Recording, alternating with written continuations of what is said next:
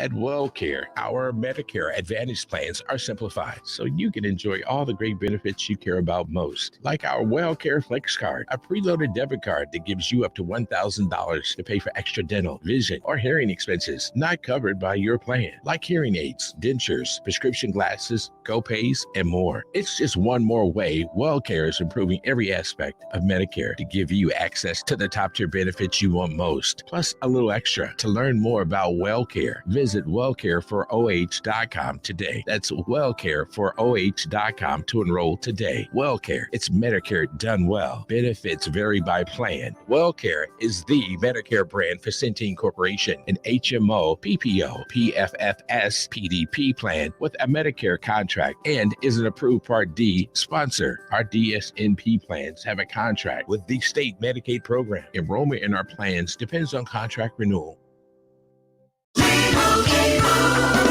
And Doug. Hey, listener. Welcome to Limu's Karaoke Lounge, where Liberty Mutual customizes your car insurance so you only pay for what you need, and the music never stops. Hit it.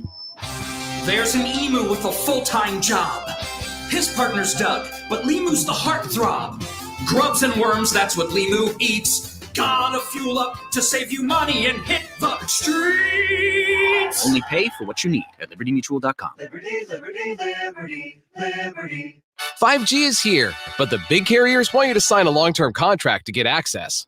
Well, not anymore, because Straight Talk Wireless has rolled out 5G coverage nationwide with deals like our Silver Unlimited plan for just $45 a month and no contract. And get a Samsung Galaxy A13 5G for $149, all on a reliable 5G network. 5G coverage, 5G phones, less money. Straight Talk Wireless. No contract, no compromise. 1 month equals 30 days. 5G capable device required. Actual availability, coverage, and speed may vary. See latest terms and conditions at straighttalk.com. All sports, all the time. This is 1410 ESPN Radio.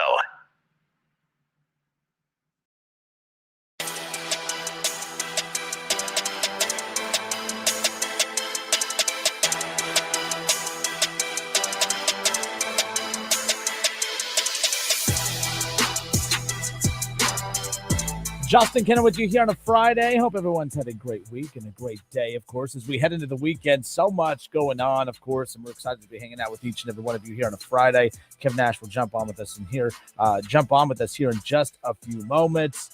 But a big weekend, conference championship games galore. And, of course, as Buckeye fans, we're going to sit back and not watch our Buckeyes this weekend. But it's still a big weekend for the Buckeyes as we await to see if the Buckeyes' next game is just going to be a boring old bowl game or, an actual full-on playoff game. Utah and, of course, the team that we need to lose tonight, USC, going to be in action. We'll also talk about the Big 12 matchup coming up tomorrow as well. Kev, you give me the thumbs up whenever you're good to go. And I thought that's what you were doing. That's my bad. So we'll let you get your what up, though, coming up here in just about. Let me show you on camera. Ready, set, go. What up, though? Happy Friday. What have you been up to? Oh, lots of ripping and running. So, for people unaware, I'm a homeowner. And I asked Hooper this earlier. How long do you consider yourself a new homeowner? I don't know. We're coming up on the 1 year. Well, no, I guess we officially closed on our home a year ago last week. So I don't know. So we've been in our home. This will be, I think, year 6 or 7. So, with that comes like upgrades that need to happen. And one of those upgrades that needed to happen for us was a new roof. So we got a new roof put on the house, gutters, shingles, all the whole shebang. As they're wrapping up earlier this week, my contractor roofer is looking at a wire and he decides to cut said wire. And said wire was the internet. So we didn't have any internet at the house yesterday. So some people, that's not like a big deal because you got a phone and everything like that. But when you have YouTube TV, it is a huge deal. When every radio in your house is connected to Alexa, it's a huge deal. Oh, no, Alexa, don't stop. Don't, quiet. Be quiet. Alexa, cancel. So it's a huge deal considering that like one of my duties when I wake up in the morning is to make sure all of our stations are on the air. And it's a lot easier to do that. Yeah, that's very true. So it's a lot easier to do that when you just simply say, hey, blah, blah, blah, play this station or play that station instead of having to go outside into the cold air. So, yeah, that was fun. And then I had to have good old AT&T come on out to the house and get me back together. So that's why I was late on getting on the show today. Excuse. So very well played. John Sladens, he says a year. You're a new homeowner. Well, then I'm not a new homeowner anymore. I'm I'm coming just up paying on and paying. My year as a homeowner, or I guess being a new homeowner is coming up, I guess. But John Sladens, I did see. He says, by the way, happy Friday, fellas. Go Utes. He even changed his profile picture to Utah right there. So you got friends out in Utah. I need to be. You know what? That is funny. I might need to go back and revisit some of those tweets and let them know, hey, I'm with the Utes today. So there you go. But anyways, happy Friday. We're gonna get to cap or no cap coming up here in just a second. Last night the New England Patriots went down, and earlier in the week we talked about on a scale of 1 to 10, the Browns' playoff chances are what? I said 0. You said 2. But then I start looking at how things are kind of shaking out a little bit, although still a long shot. The Browns' next 2 weeks, really the next 3 weeks, this weekend alone could really change the direction of where we go with this. So we'll get to cap or no cap coming up here in just a moment. But I started looking at it, Kevin. Again, Kansas City and Kansas City and Cincinnati this week is a huge game. Yeah. Now, Bengals fans, you're holding your breath. You're waiting for me to take a shot at the Bengals. Kansas City's a favorite in this, but I just feel like Cincinnati's going to come out on top on this. I don't want that, though. That can't happen. I feel like it's going to happen because anytime I want something to happen, it doesn't happen. Hence, my mood today.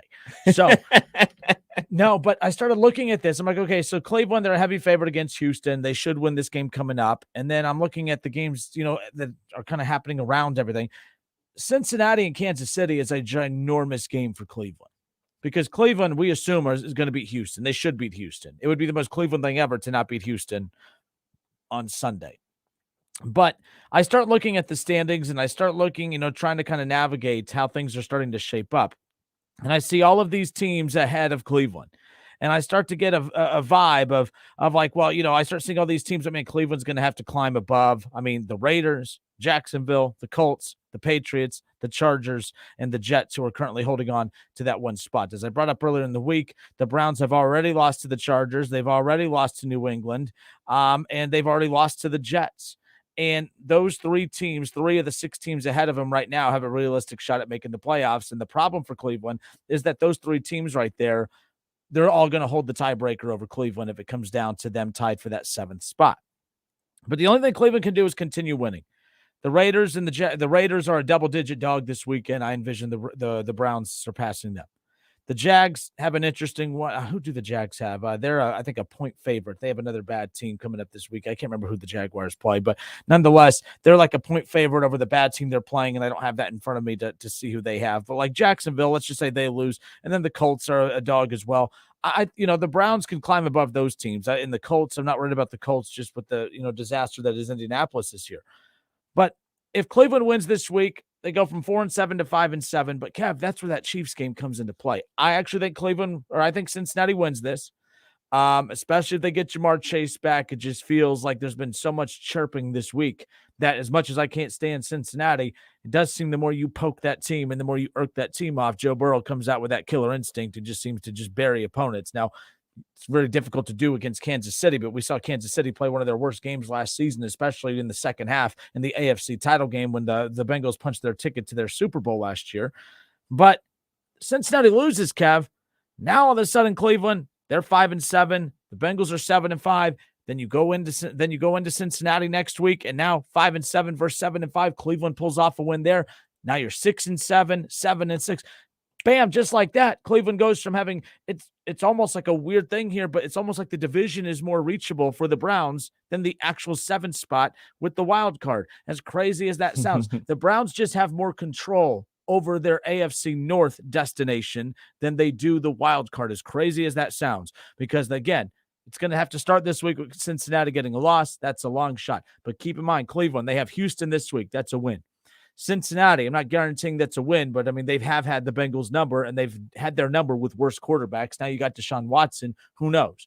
And then why do I keep saying the Reds? It's because I got the Reds hoodie on. I've got Reds Fest tomorrow. The Reds are on my mind.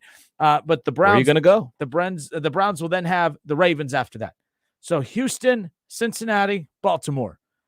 The Browns, a lot has to, they need some help, but at the same time, they control their not destiny necessarily, Kev, but they can really make some noise here in the next 2 or 3 weeks. I felt it was 0% chance they make the playoffs, but you start looking at the landscape of things, the chances aren't that bad. They just have to have a couple things go their way, but that's the case for anybody right now because it's a very congested middle pack there from about 5 on down. Good word. Very congested. Super congested. I'll say it just like David Njoku said earlier this week. Well, last week after last week's game, we ain't done. The Browns ain't done, and it's kudos to them for continuing to fight and continuing to play some solid football to get some victories. I mean, going off of that debacle that was the game at Miami and then losing to Buffalo on that road/home game up there in Detroit, and then you get a big overtime victory. That's how quick the pendulum swings in the NFL. You pick up a win over Tampa Bay, and then you go down to Houston. If you're able to win on Sunday, things start to pick up. You start to see the light at the end of the tunnel and just say, hey, man, we're close to making this thing a reality of being able to make the playoffs. As for the Cincinnati Bengals and the Kansas City Chiefs, the Bengals beat the Chiefs both ways. They beat them in a shootout in the regular season, and then they beat them in a slugfest in the playoffs to punch their ticket to the Super Bowl. I think it's about time that, the Kansas City Chiefs win one of these games. I just don't envision the Kansas City Chiefs losing 3 times in a row to one team. I just don't see that happening. So for everybody else in the AFC North, that's a good thing. For the Browns, is a good thing. For the terrible Pittsburgh Steelers, that's a good thing. And for the question mark that is the Baltimore Ravens, that's a good thing that Kansas City has lost to the Bengals twice, and there's a lot of chirping going on. So it's a primetime matchup with the Bengals and the Chiefs this weekend. Again, the playoff picture out of the AFC, the Chiefs in first place, the Bills in second, the Titans sitting at number 3, the Bengals coming off that win over the Titans, who are sitting at 3 right now. The Ravens at 4, but they have that 4th spot. They're right there at 4 ahead of Cincinnati. Again, they're in the 4th spot because they're the AFC North leaders right now. The Bengals and the Ravens are technically tied, but the tiebreaker goes to the Ravens, who have that head-to-head win from earlier in the season. Miami is there at number 5. I think Miami is like the second hottest team in football right now, and there they are at number 5. That shows how congested it is. Look, we thought the AFC was going to be extremely good this season, and it's starting to become super competitive, but it's not as good as we thought, but it's still very, very good. My point is, with the Dolphins being as good and elite as they are, especially since when Tua was out there, 8-3, that's one of the hottest teams in football. They're sitting in the 5 spot. Before the expansion to the playoffs, that would be the second to last playoff spot. That's where the Dolphins are right now. Cincinnati holding on to that 6th spot with the Jets at 7, but I don't trust the Jets. No one's trust the Chargers right now.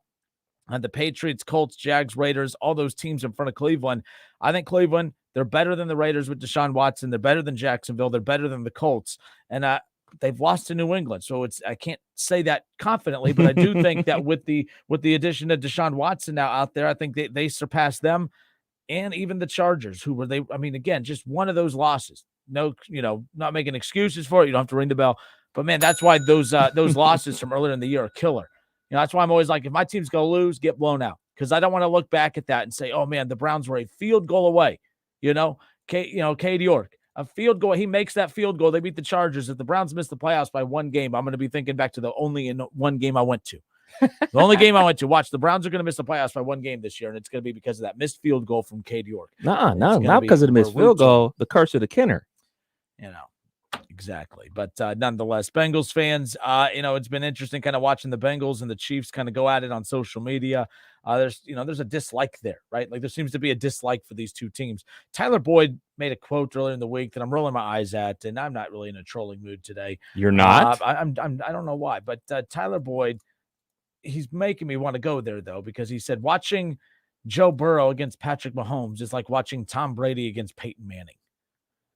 And I'm like, no, it's actually not. That's disrespectful to Peyton Manning, because Patrick Mahomes would be in essence the Tom Brady of that group, because he's won a Super Bowl and everything. But Peyton Manning's won 2 Super Bowls. Peyton Manning has won MVPs. Joe Burrow's not Peyton Manning. Joe Burrow's not anything other than Joe Burrow right now. He's the guy that almost won a Super Bowl. He's, so to me, No, that's disrespectful, Tyler Boyd. Josh Allen against Patrick Mahomes. That's like watching Tom Brady. That's going to be the Patrick Mahomes. How is that?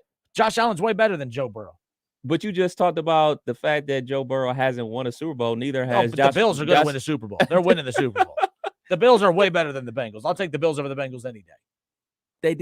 They haven't won one, though. So how can you use that logic? Anyone outside of Bengals country does not look at Joe Burrow the way Bengals fans. No, I'm not talking about that. I'm talking about the statement that you made about, well, Joe Burrow hasn't won a Super Bowl. Neither has Josh Allen.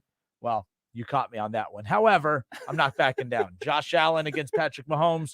That's the real Tom Brady versus Peyton Manning matchup, not Joe Burrow against. Just say you hate the Bengals, Justin. Fine, I hate the Bengals. I'm in a trolling. And you're just going to hate. You got me. You got me. However, I think it's a little stupid of Tyler Boyd to say that those two, that's the Tom Brady and Peyton Manning matchup. No, it's not. No one looks at Patrick Mahomes against Joe Burrow as Tom Brady against Peyton Manning. I don't know what they smoke in that locker room over in Cincinnati.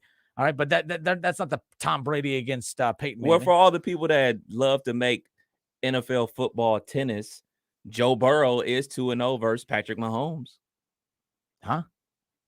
For people that think that NFL is tennis and it's a solo sport, Joe Burrow has beat Patrick Mahomes back-to-back times. No, Joe Burrow's beat the Chiefs defense back-to-back times. No. Yes. That's not how you operate. That's exactly the world. How I operate. No, that is not how you operate. You operate in the world of the quarterback is the best and the only guy out there on the field. And I just said the people that operate in that world, that's how they view it. So Nick said, if you think that Boyd's comments is stupid, then yours is moronic. Hey, listen, here's the deal. Kevin got me on my explanation, okay? And maybe it was a trolling effort gone bad, but let's be clear. I'll take the Super Bowl conversation out of it, at least from a talent perspective. Joe Burrow's not Peyton Manning. You ain't going to stop until you get Joe one Burrow's not Peyton Manning. Like, Joe Burrow's not Peyton Manning. Let's just be clear. Joe Burrow's definitely not Tom Brady. I don't know where the hell we got this. Oh, Joe Burrow's the next Tom Brady thing. I have no clue what that's about. Like Tom Brady with the Buccaneers this year, possibly. But we ain't going to be talking about Joe Burrow's Tom Brady. Well, Joe Burrow definitely has a stronger arm than both, more athletic than both. Those are facts. Okay. I'm just saying. I mean, let's be clear. The third best quarterback in the AFC North is not Peyton Manning or Tom Brady. I'm just saying he's more athletic than both, stronger arm than both. Now, both of them probably are smarter than them in the noodle. Yeah, Joe Burrow's an idiot? Is that what you're saying? No, Kev, I'm just saying. Come on. That is just mean. Mentally, Anyways. Their games are probably better than Joe Burrow at this point. But, athletic-wise and arm strength-wise, Joe Burrow got him. Blake Longfellow said Skip Bayless started this a year ago with the Tom Brady thing. Yeah, I don't know. But relax, Bengals fans. You don't need to get your panties in a wad. I picked them to beat the Chiefs this weekend. I picked Peyton Manning to beat Tom Brady this weekend. Don't worry. Hot route. There we go. Some would say it's disrespectful to say Patrick Mahomes is on the same level as Tom Brady. I mean, Tom Brady is the GOAT, and Tom Brady's team beat Patrick Mahomes' team. There's never been a quarterback to be as dominant as Patrick Mahomes has to start a career ever in the history of the NFL. So I don't think it's disrespectful to put Patrick Mahomes in that belt anyway. I don't know. No, those are facts. That's not even an opinion. Look at the way MVP, Super Bowl. He went to 3 straight AFC title games. Of course, the Bengals ruined that last year. Of course. Yeah. The defense, though. Peyton Manning ruined defense.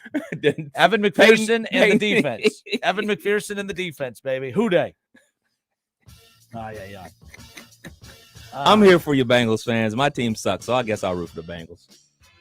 Whatever. So you're from Cleveland. That should be your next stop. What is wrong with you? I'll root for the Cavs and the Guardians. Which is, see, now you're a hater. Yes. You're just a hater. Yes, correct. I don't rock with the Browns. That's because they were they beat you in the playoffs a few years ago. Oh. You haven't been able to live that down. Oh, man. All Baker Mayfield. All those other ones that we got over here. John Sladen says, now you sound like a Michigan fan. Who, me? Yeah. Never. John Sladen says, kind of odd how the Chiefs and Bengals are barking at each other. Seems like a lot more dislike for other teams in the division than Kansas City. Yeah, I mean, there is a lot of chirping. I think there was, if Jamar Chase didn't play against Cleveland, and I'm curious to see. I don't think the chirping is going to be as much as the Chiefs right now. But remember they did that podcast with former Steeler, Ryan Clark. Yeah. And Jamar Chase and the receivers kind of, brought up Denzel Ward, and they kind of brought up something like there was a little of that chirping starting heading into the season. Jamar Chase hopefully is back this Sunday and is hopefully back against the Browns coming up. Yes, I'm actually saying that. We're at the point now where I want everyone full health. We get to have a fully healthy matchup with these two teams. I want it. I don't want no So excuses when Cleveland. So none of that. Yeah. Okay. Yeah. That's why the Bengals lost to the Browns last time. Nah. Anyway, they just lost fair and square. Injury part of the game. All right. 518-1410. 518-1410. Ryan Holzapple says, anybody outside of Bengals country doesn't look at Joe Burrow the way we do. You're better than that. I know you watch Talking Heads on TV, Dan Orlovsky and Louis Riddick, and how they view Burrow. I didn't watch any Talking Heads because I didn't have the internet today or yesterday, so I didn't see anything. Dan Orlovsky also likes Derek Carr. So DC. We'll be right back. 518-1410. Don't go anywhere. Oh, yeah. Cap or no cap. That's what we're doing next.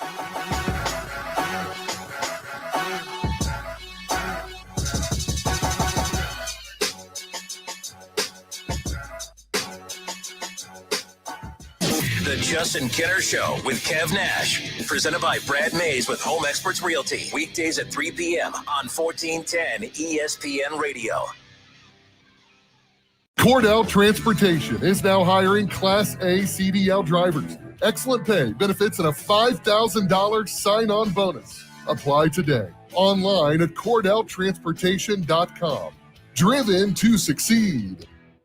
Menards has what you need to keep your home safe. For more than 100 years, Kidde has been a leader in home safety, helping you protect what matters most. From smoke and carbon monoxide alarms to fire extinguishers and more. Kidde Home Safety Products keep your family protected in case of emergencies. Save big on Kidde Home Safety Products now at Menards. Plus, a Menards gift card always makes for a great gift idea. All season's greetings to you all from Menards. Yo, Pablo Torre here, host of the ESPN Daily Podcast. When you want to go beyond your feed, when you want to get inside the score, when you want to get behind the highlight, there's ESPN Daily. Go deeper into the stories of the moment. Get the exclusive access and insider perspective that only ESPN can give you. ESPN Daily, hosted by me, Pablo Torre. Listen and subscribe wherever you get your podcasts. Get in zone, AutoZone. Welcome to AutoZone. What are you working on today? Thinking about gas mileage. You know, changing your oil with a full synthetic oil like Pennzoil Platinum can help your engine get more miles. Right now, you can get 5 quarts with an STP extended life oil filter for only $38.99. Get everything you need for better fuel efficiency at any of our 6,200 stores or on AutoZone.com. Get in zone, AutoZone. Restrictions apply. My brother-in-law died suddenly, and now my sister and her kids have to sell their home. That's why I told my husband we could not put off getting life insurance any longer. An agent offered us a 10-year, $500,000 policy for nearly $50 a month. Then we called SelectQuote. SelectQuote found us identical coverage for only $19 a month, a savings of $369 a year. Whether you need a $500,000 policy or a $5 million policy, SelectQuote could save you more than 50% on term life insurance. For your free quote, call SelectQuote at 1-800-917-1965. That's 1-800-917-1965. Or go to SelectQuote.com. 1-800-917-1965. That's 1-800-917-1965. SelectQuote. We shop. You save. Full details on example policies at selectquote.com/commercials. Buckeye football season is back. That means tailgating and parties for the big game. You need the Lee's famous recipe Buckeye Bucket. It comes with 25 pieces of the delicious jumbo breast strips for only $44.99. Of course, you can add a few of their famous country side items, buttermilk biscuits, gallons of fresh brewed Lee's iced tea, or lemonade. You have the perfect recipe for a tailgate or watch party. Cheer on the Buckeyes this weekend with a Buckeye Bucket. Order today. It's time to say goodnight to that check engine light with the free AutoZone Fix Finder service. It'll help troubleshoot the likely cause of your light for free. Restrictions apply. Get in the zone, AutoZone.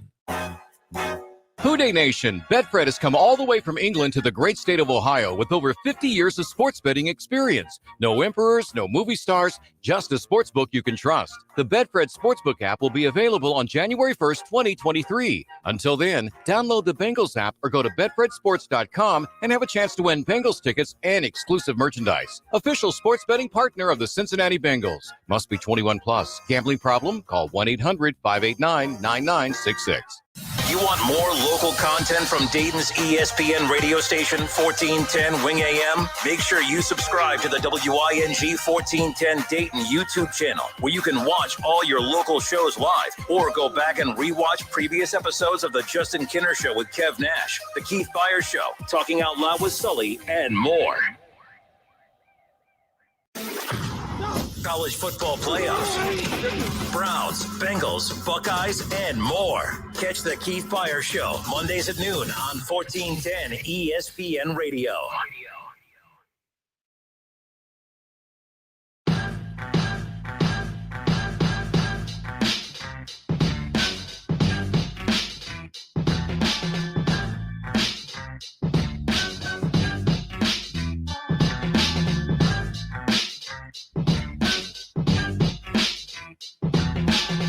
Justin Kinner, Kev Nash, back with you here on Dayton's ESPN radio station, 1410 Wing AM. The Justin Kinner Show will be live from Reds Fest at the Duke Energy Convention Center tomorrow morning, starting at 11 a.m. to 1 p.m. The Justin Kinner Show live from Reds Fest, presented by Arrowhead Tax Service. And we'll be catching up with current and former Reds players, front office personnel for the Reds, and Reds media members. That'll be tomorrow. Mark Neal and myself will be live at Reds Fest over in Cincinnati, so pretty jacked about that. I know it's a kind of a tough year. Look, we've seen the Reds have down years before, Kev. This is the most awkward one. I'm not going to lie to you. And I'm very curious to see the fans turn out for this. And I'm hoping that there are a lot of fans there. Because, again, this type of fest is supposed to be what kicks off the start to next season. Mm-hmm. And it's tough. You know, I'm not defending the organization because right now, but they're doing what they feel is best business-wise. But I also don't blame fans for just not having it in them to be very rah-rah about this team right now. But the one thing about Reds Fest that's the most unique about all the fests that they do, by the way, you've been a Guardians fan. Do the Guardians do something similar? Yes. What is theirs? I'm not sure what they call it, but they don't do it at the convention center Cleveland Baseball anymore. Team Fest or whatever. Yeah. They don't do it at the convention center anymore because the Cleveland Convention Center is no longer. But yeah, they do have an event every year for the Guardians or the Cleveland Baseball Team for sure. Yeah.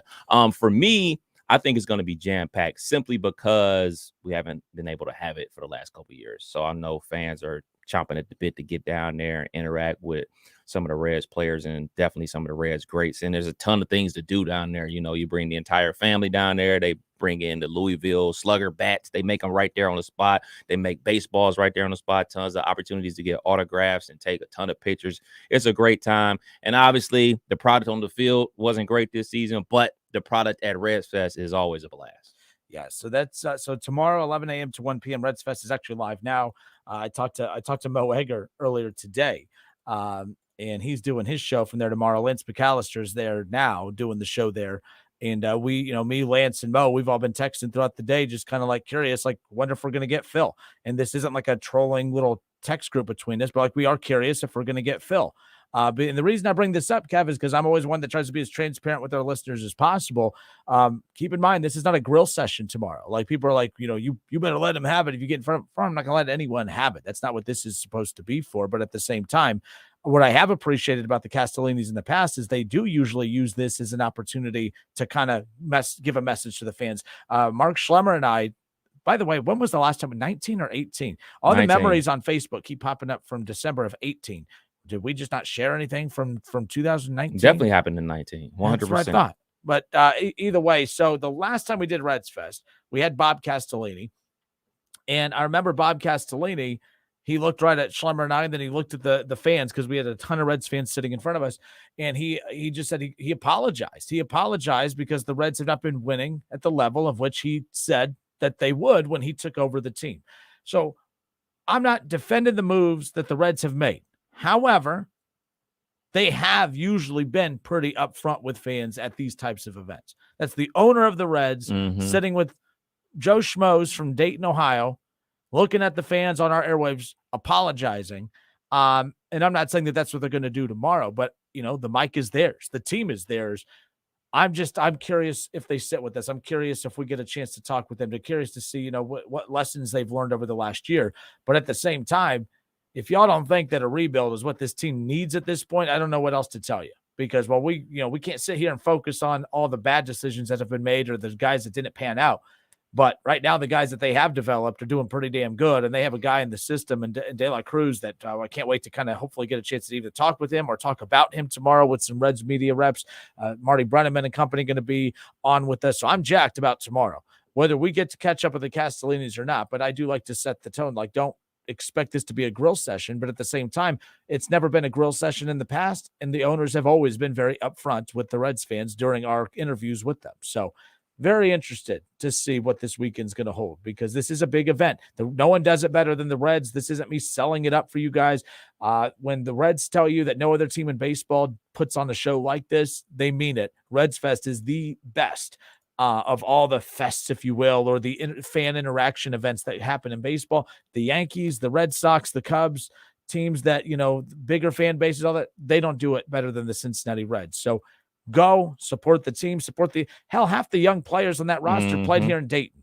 So a lot of those guys that are going to be making their rounds, catching up with media and fans alike, they're going to appreciate hearing from you guys who've watched them and supported them at the Dragons. So if you supported them in the Dragons, why are you going to stop supporting them just because they have the actual Reds jersey on now? So I highly suggest that you guys don't do that. So one thing I definitely could say about the Reds ownership group is they are accessible. They've been to Reds Caravan up here at the Air Force Museum, obviously always at Reds Fest, and they always come on and do interviews with you. So you can't say that about every ownership group out there. So no matter, obviously, like I said before, the product on the field has not been up to par, but they take questions from the fans live, which is very rare for ownership group to do. So, for lack of another cool thing to say about it, it is pretty cool to have that accessibility to ownership and be able to ask them questions if you're fortunate enough to be one of the people called on in the audience to ask a question. So that is pretty cool. And like you said, man, I always get that great smell when I walk into the Duke Energy Center of the roasted peanuts and the caramel peanuts and everything like that. I always get a bag. So I'm looking forward just to get a bag of peanuts. and yeah. So I always wanted to bring all this up because I don't want every time we bring up the Reds to have the comment section just fill up with sell the team, sell the team, sell the team. There is more to this team than just what your opinion of the ownership at this point. And the ownership still putting events like this on and everything. But I'm pretty jacked about it. And I hope to see a lot of you guys there tomorrow. We're going to be setting up and doing the show from 11 to 1.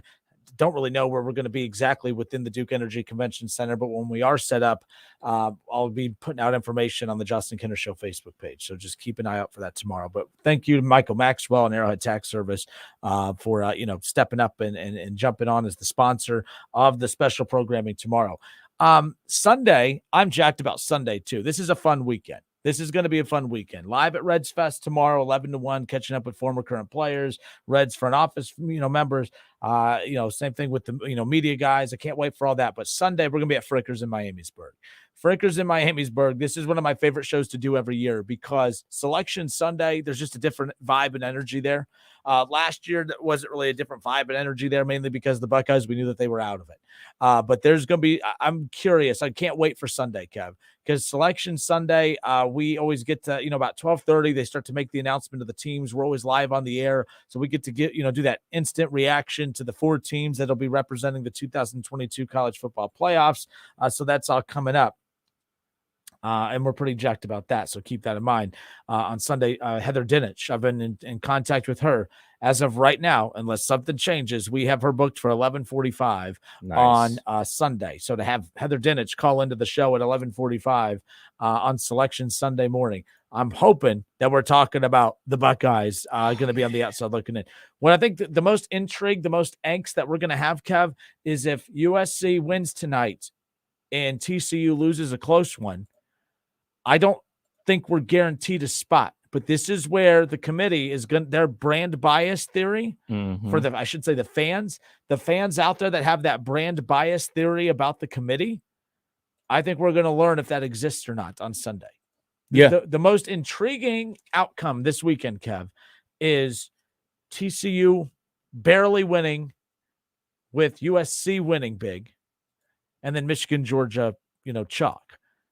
I actually think that that's the most intriguing to me because there's a good group of people that think there's no way that TCU is going to be out if their first loss is the conference championship game and they lose by one possession. They're a 1.5 favorite right now. Mm-hmm. That line has shrunk a little because it was like 2.5. I think it was 2.5 to start the week. It's at a 1.5 now. But then that's when I'm going to be on the edge of my seat. And that's what, then I love chaos. Then I love that not knowing. There's maybe TCU wins, USC loses tonight. Then there's no angst, there's no worry. Right. We're just confident. That's good too. But the sports talk radio show host to me is kind of hoping for chaos a little bit, man. I am not. I am rooting for the Utes because if the Utes win, Ohio State is in, and I won't have to worry and bite my nails about anything with TCU and Kansas State. I don't even want to be in that position. The only way you can not be in that position, obviously, take care of your business, which we did not do already this season. But if Utah wins, then we're golden. Georgia LSU. So I don't really care about the SEC championship game. Means more. But it would present an interesting setup if Georgia was to lose. Michigan would go to 1. Yeah. Ohio State at 4. Let's get it. That would create a very interesting setup. And I'm curious people's thoughts on, do you just not care, Buckeye fans? Semifinal, championship, doesn't matter. Ohio State, Michigan, getting another opportunity at them this season. I'm kind of one of those like, okay, you beat us in week 10. You beat us at the shoe. I don't just want to beat you in the semifinal. I want to rip your heart out on the biggest stage of them all. But at the risk of that, now you risk Ryan Day losing, doing what no coach in the history of the rivalry has ever done, losing to that team up north twice in one season. It's never been done. But man, oh man, there is, man, I'm jacked about this. The outcomes. I just hope it's not a boring like USC wins, TCU wins, Michigan, Georgia, whatever. Then it's like, whatever. Yeah, it would definitely suck, especially for us. Everything's on the table here. For me, I don't care. As long as we're in there, that's the only thing I care about. Obviously, I want to play them again. I want another rematch versus that team up north. But once we're in, I know people are using this term house money. No, it's never house money when you're Ohio State. Our goal is to win the chip. So it's not house money. So once we're in there to win it. We're not in there to just put on a good show or not get blown out or anything like that. If we get in there, the expectation is to win it. 518-1410, 518-1410. It's the Justin Kinner Show with Kev Nash right here on 1410 ESPN Radio. Thoughts on these conference championship games heading into the weekend. One more time, the lines for these. The spread for TCU. So Kansas State, TCU a 1.5 favorite. That line has shifted a bit. It was 3 to 2.5 earlier in the week. And that's tonight. That's tomorrow at noon. Tonight is the what is tonight? Pac-12, I'm sorry. yep. The Pac-12, Utah and USC. USC is a 3-point favorite coming up here later on tonight. Man, I'm torn, man. I like Lincoln Riley. I like USC. But I know that they are the one domino. It would be nice to head into tomorrow's Reds Fest and just know that Ohio State's in. Yeah. It would be great. It would be less stressful. It just drive on down to Cincinnati with a smile on your face, knowing that we're going to be in. And at that point, it don't matter if we're 2, 3, 4, 1, we're in there and we got a chance to do this. So go Utes. Other big college football news from today, Kev. How about Notre Dame's quarterback announcing that he's done? Yeah. He stepped in, went 8-2 this season, and just announced that he's transferring out. Now, I don't know much about this quarterback. I don't know how good this quarterback actually is. I mean, it sounds like he's pretty solid. It sounds like he turned things around, at Notre Dame. But again, it's interesting. Teams out there who need quarterbacks. It was kind of watching South Carolina with the old Oklahoma quarterback, Spencer Rattler. I think you see Hendon Hooker go to Tennessee. Jack Miller for Ohio State. He probably is going to start for Florida in their bow game after the weird, gross stuff that happened. No, that's the backup. That's the backup? Yeah. So who's the starter for Florida? Drawing a blank on his name. But either way, Anthony Richardson. Yeah. But Jack Miller, leaving Ohio State, going to Florida, like these QBs. I mean, how Quinn Ewers going to Texas from Ohio State. Do you think is the 2023 starting quarterback for the Buckeyes Is that in the transfer portal? Devin Brown will be the starting quarterback for the Buckeyes next year. Just right off the bat? Yes, sir. This is the Devin Brown is what to you? Is he for instance, we kind of were jacked about Dwayne Haskins. We were jacked about Justin Fields. We were jacked about CJ Stroud. I don't know where we're at with this guy yet. Like, we're not there yet. We still have one more game left. I'm acting like Luke Fickell now, thinking ahead before the season's done yet. But this is a very weird offseason. This is why making the playoffs is important, because to at least end the season with some kind of momentum, hopefully a championship, it's easier to kind of deal with the what ifs. But to think about all the negativity of losing to that team up north and then heading into next season, not even knowing who your quarterback's going to be, or at least not knowing much about who the quarterback's going to be. Trevion Henderson sounds like he may not be back. Who knows what's happening there? He, squashed, or what's that called? He scrubbed his social media of all Ohio State references. So that's what, not millennial. What's the one below millennials now? What's the Gen Z? Gen Z. That's Gen Z speak for we're broken up. We're over. We're done. We're donezo. So I don't know. Old man Kenner speaking. Yeah, I'm just saying. Gen Z talk, scrubbing your social media. That's Gen Z talk for we're donezo. So I don't know. Maybe I'm looking too much into it, but usually people do that for, millennials, we use Facebook for that. It's complicated. You know what I mean? Or you change your profile picture. You ever have those friends? Yeah, unfortunately. We have those friends, and we have big friends groups and texting and stuff. And we could always tell when someone's having a little issue, because we'll get on Facebook and it'll just be them and the kids, and the husband's not in the picture now. Or it'll just be the wife and the dog, and it's like, they're fighting. Alone with my thoughts. Yep. Or my favorite, the husband and wife Facebook page. That just screams, yeah, there's some cheating issues going on right there. Oh, gosh. What? That's true. I don't know. I don't operate in that world. And then I love when the couples try to talk themselves out of no, we're just one. We got married, so we became one. Nah. No, man. You went through his DMs. Oh, gosh. Maybe he went through her DMs. I don't know. But trust me. Show me a couple that has a joint Facebook account, and I'll show you future divorce papers to be written up. Oh, man, you want to get real weird? Hey, man, let's talk about shared bank accounts. Call into the show. You got a shared bank account. That's a bad thing? I don't know. You tell me. Other than work it out for you. Well, if you have a shared bank account and a joint Facebook page, now you're in trouble. Now you're in trouble. I don't even know what's happening right now. My money is my money. Her money is her money. Mortgage is paid. Interesting. So I really hope none of. So I'm going through all these Facebook pictures on our chat section. So far, everyone seems to have happy marriages. I don't see any good joint. Job. I don't see any joint Facebook accounts. So that's good, right? Anyways, I don't know about the bank account situation. Matt Sturgis says Devin Brown for sure. By the way, big mobile and he can sling. Yes, sir. Let's go to. I think this is Packers fan Tim. Packers fan Tim, how are you, sir? Good. Hey, I'm live, I guess. Yeah, you're on live. We just threw you right onto the fire. Okay.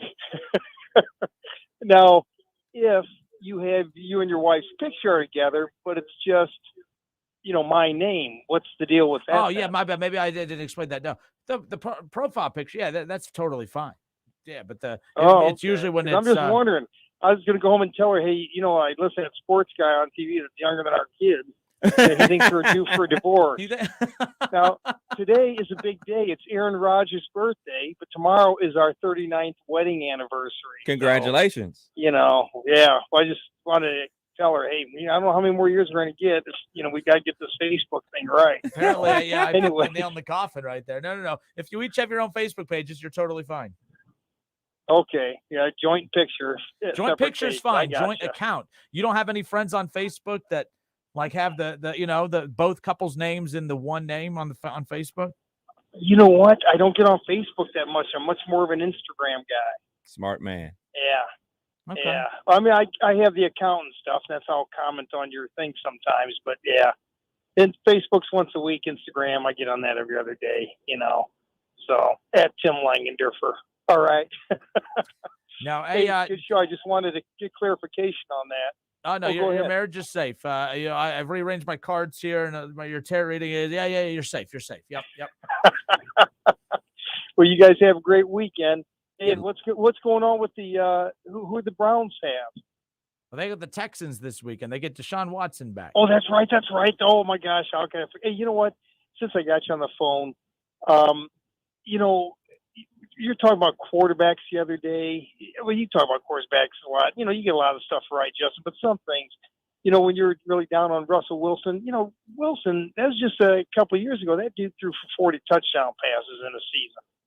That guy's, this was a few days ago when you're talking about, different quarterbacks and things. And, Russell Wilson still got some good ball in him. Man, he's a young dude, too. He's a young dude. So, anyways, that just crossed my mind because I was thinking about, your takes on Deshaun Watson and where he is. And I'll tell you, another guy that you get down on a little bit, Lamar Jackson. A few years, 3 years ago, when he was the MVP 4 years ago, man, that guy threw 36 touchdowns and I think only 6 picks. Plus, I think he ran for over 1,000 yards and a bunch of touchdowns. That's a guy that can throw the football. He's struggling a little bit this year with some interceptions late in games.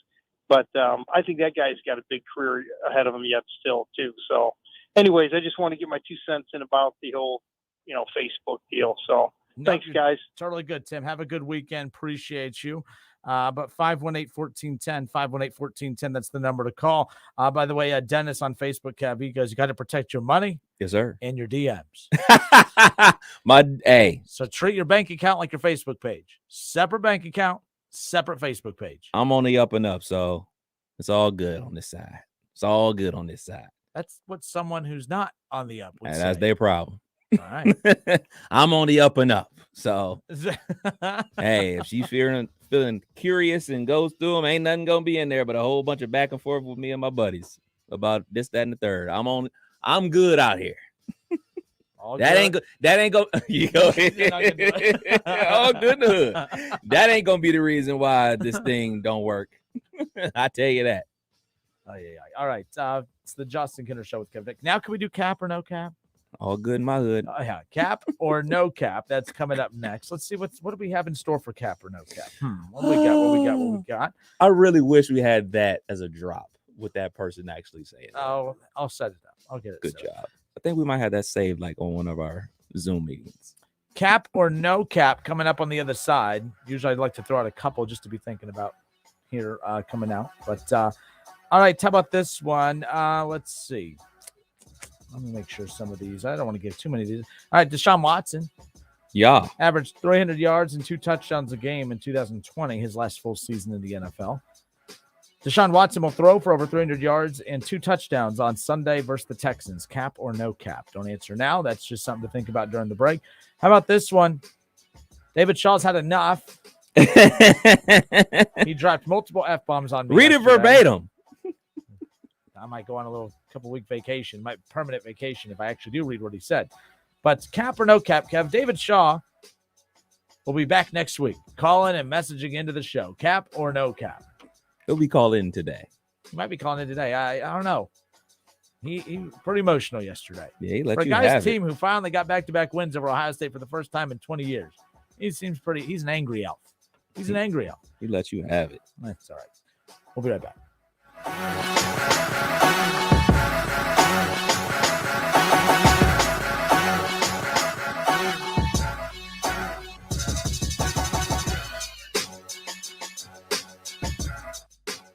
Listen, stream, watch. It's the Justin Kinner Show with Kev Nash right here on Dayton's ESPN Radio, 1410 Wing AM.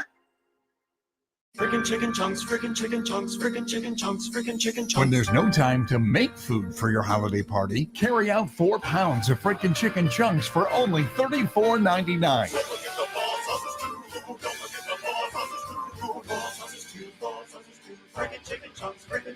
Give the gift that always fits a $25 Frickers gift card and get 5 frickin' bonus bucks free. Let them get what they really want.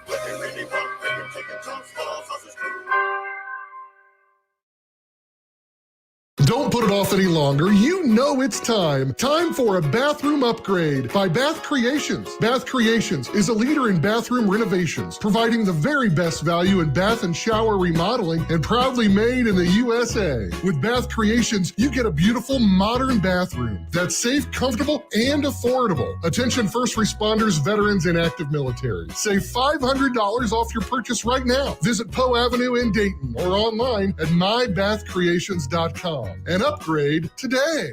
First, we decide where we want to go. Then we need to know the best way to get there. Hi, my name's Adam Barada. I'm the owner of Advantage Gold. We're the highest rated precious metals firm in the country. We teach people how to own physical gold and silver. Now, we've won the Best of TrustLink Award 4 years in a row because we educate our clients on how to buy gold and silver the right way. We don't pay celebrity spokespeople millions of dollars. We'd rather pass that value on to you. Call 800-900-8000 and speak with one of our experts. We'll send you a free gold kit along with my latest #1 national best-selling book, The Great Devaluation. Call 800-900-8000. That's 800-900-8000. Get the best information, the best process, the best service, the best value. Call Advantage Gold at 800-900-8000. Call 800-900-8000. Advantage Gold is not an investment advisor or a tax advisor. Consult with your financial advisor before investing. You need employees. Tell me about it. Actually, tell us about it. Why? Because when you tell us about your job openings, we can tell over 300,000 other people. You can? Yeah, whether you're looking for a job or a better job, Alpha Media Recruitment can help fill any position with qualified job seekers with a custom plan that combines our broadcast and digital platforms. You can do that? It's what we do. Alpha Media Dayton, on air, on site, on demand. Call 937-519-0111. That's 937-519-0111. Or email DaytonJobs@alphamediausa.com. That's DaytonJobs@alphamediausa.com. Nobody should have to pay for one-size-fits-all insurance coverage. Liberty Mutual customizes your car and home insurance, so you only pay for what you need. Ohio, DraftKings Sportsbook is coming. To celebrate, all new customers will receive $200 in free bets. Plus, 5 lucky customers will win a $100,000 free bet. That's right. DraftKings Sportsbook is giving you $200 in free bets just for signing up today. No deposit required. Plus, you'll be entered to win a $100,000 free bet when you sign up. Download the DraftKings Sportsbook app and sign up with code WING1410 to get $200 in free bets to use once mobile sports betting hits Ohio. Plus, 5 customers will win a $100,000 free bet only at DraftKings Sportsbook with code WING1410. Gambling problem? Call 1-800-589-9966. 21 and up. Physically present in Ohio. Eligibility restrictions apply. See terms at DraftKings.com/sportsbook. Subject to regularity licensing requirements. 1 per customer. $200 issued as $825 free bets. No purchase necessary for sweepstakes. Void where prohibited. Ends first day. DraftKings is allowed to operate in Ohio. See terms at dkng.co/OH. You can't always see bad weather coming, so it's essential that you're able to see through it when you drive. Michelin wiper blades with advanced technology hug your windshield like a Michelin tire hugs the road, channeling away water, snow, and ice so you can see clearly, drive confidently, and breathe easy. Michelin wiper performance, clearer than ever. Upgrade to Michelin Premium Wipers today at Walmart, Amazon, Tire Kingdom, and other fine retailers. Finding great candidates to hire can be like, well, trying to find a needle in a haystack, but not with ZipRecruiter. Its powerful technology actively finds and invites qualified candidates to apply to your job. So while other companies might deliver a lot of hay, ZipRecruiter finds you the needle in the haystack. See why 4 out of 5 employers who post a job on ZipRecruiter get a quality candidate within the first day. Try ZipRecruiter for free at ZipRecruiter.com/free. That's ZipRecruiter.com/free. Justin Kinner back with you here on 1410 ESPN Radio. Get ready, Ohio. FanDuel, America's #1 sportsbook, is coming to the Buckeyes State. And to kick things off, you can get started with $100 in free bets as an early sign-up bonus. Plus, when you sign up today, use my promo code Kinner, KINNER. Then you will be all set for when FanDuel goes live in Ohio. Then you can bet on all of your favorite teams and all of your favorite sports with $100 in free bets. I think that's pretty cool. All you got to do is download the app. When you register, you use my promo code Kinner, my last name, KINNER. And then you're going to have $100 in free bets waiting for you in your account when sports betting goes live here in the state of Ohio. Just download FanDuel's top-rated sportsbook app. It is safe, it is secure, and it is super easy to use. Come on, Dayton, this is your chance to get in on the action. Use my promo code Kinner when registering your account today, KINNER. You have $100 in free bets waiting for you. Come on, it's a heck of a deal. Make every moment more with FanDuel, the official sportsbook partner of the NFL. The Justin Kinner Show with Kev Nash. Presented by Brad Mays with Home Experts Realty. Weekdays at 3 p.m. on 1410 ESPN Radio. WING 1410 Dayton. Dayton's ESPN Radio.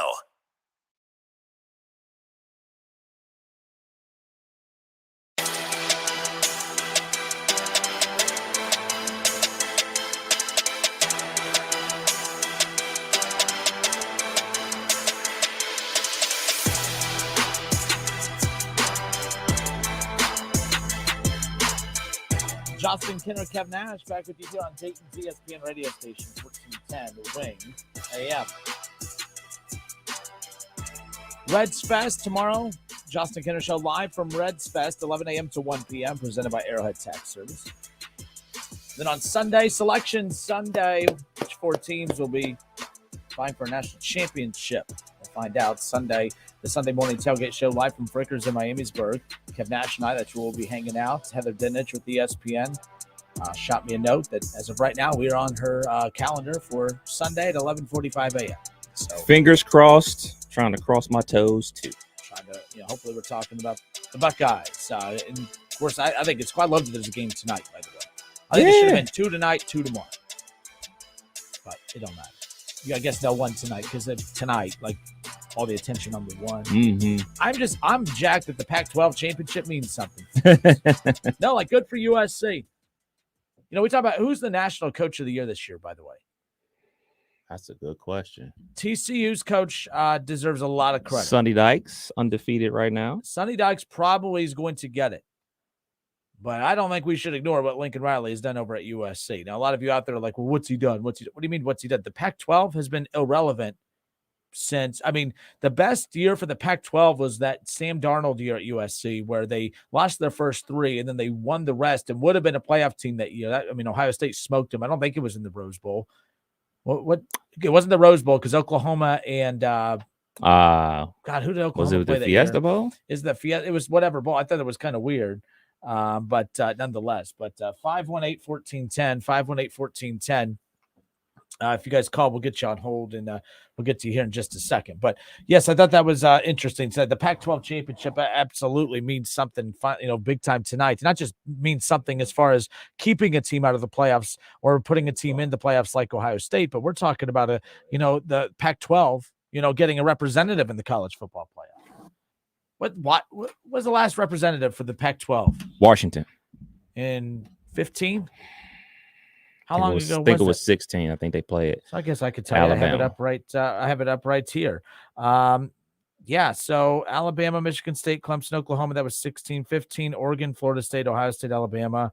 That was 17. 17. So Alabama beat Washington that year, 1-4, 24-7. Yeah.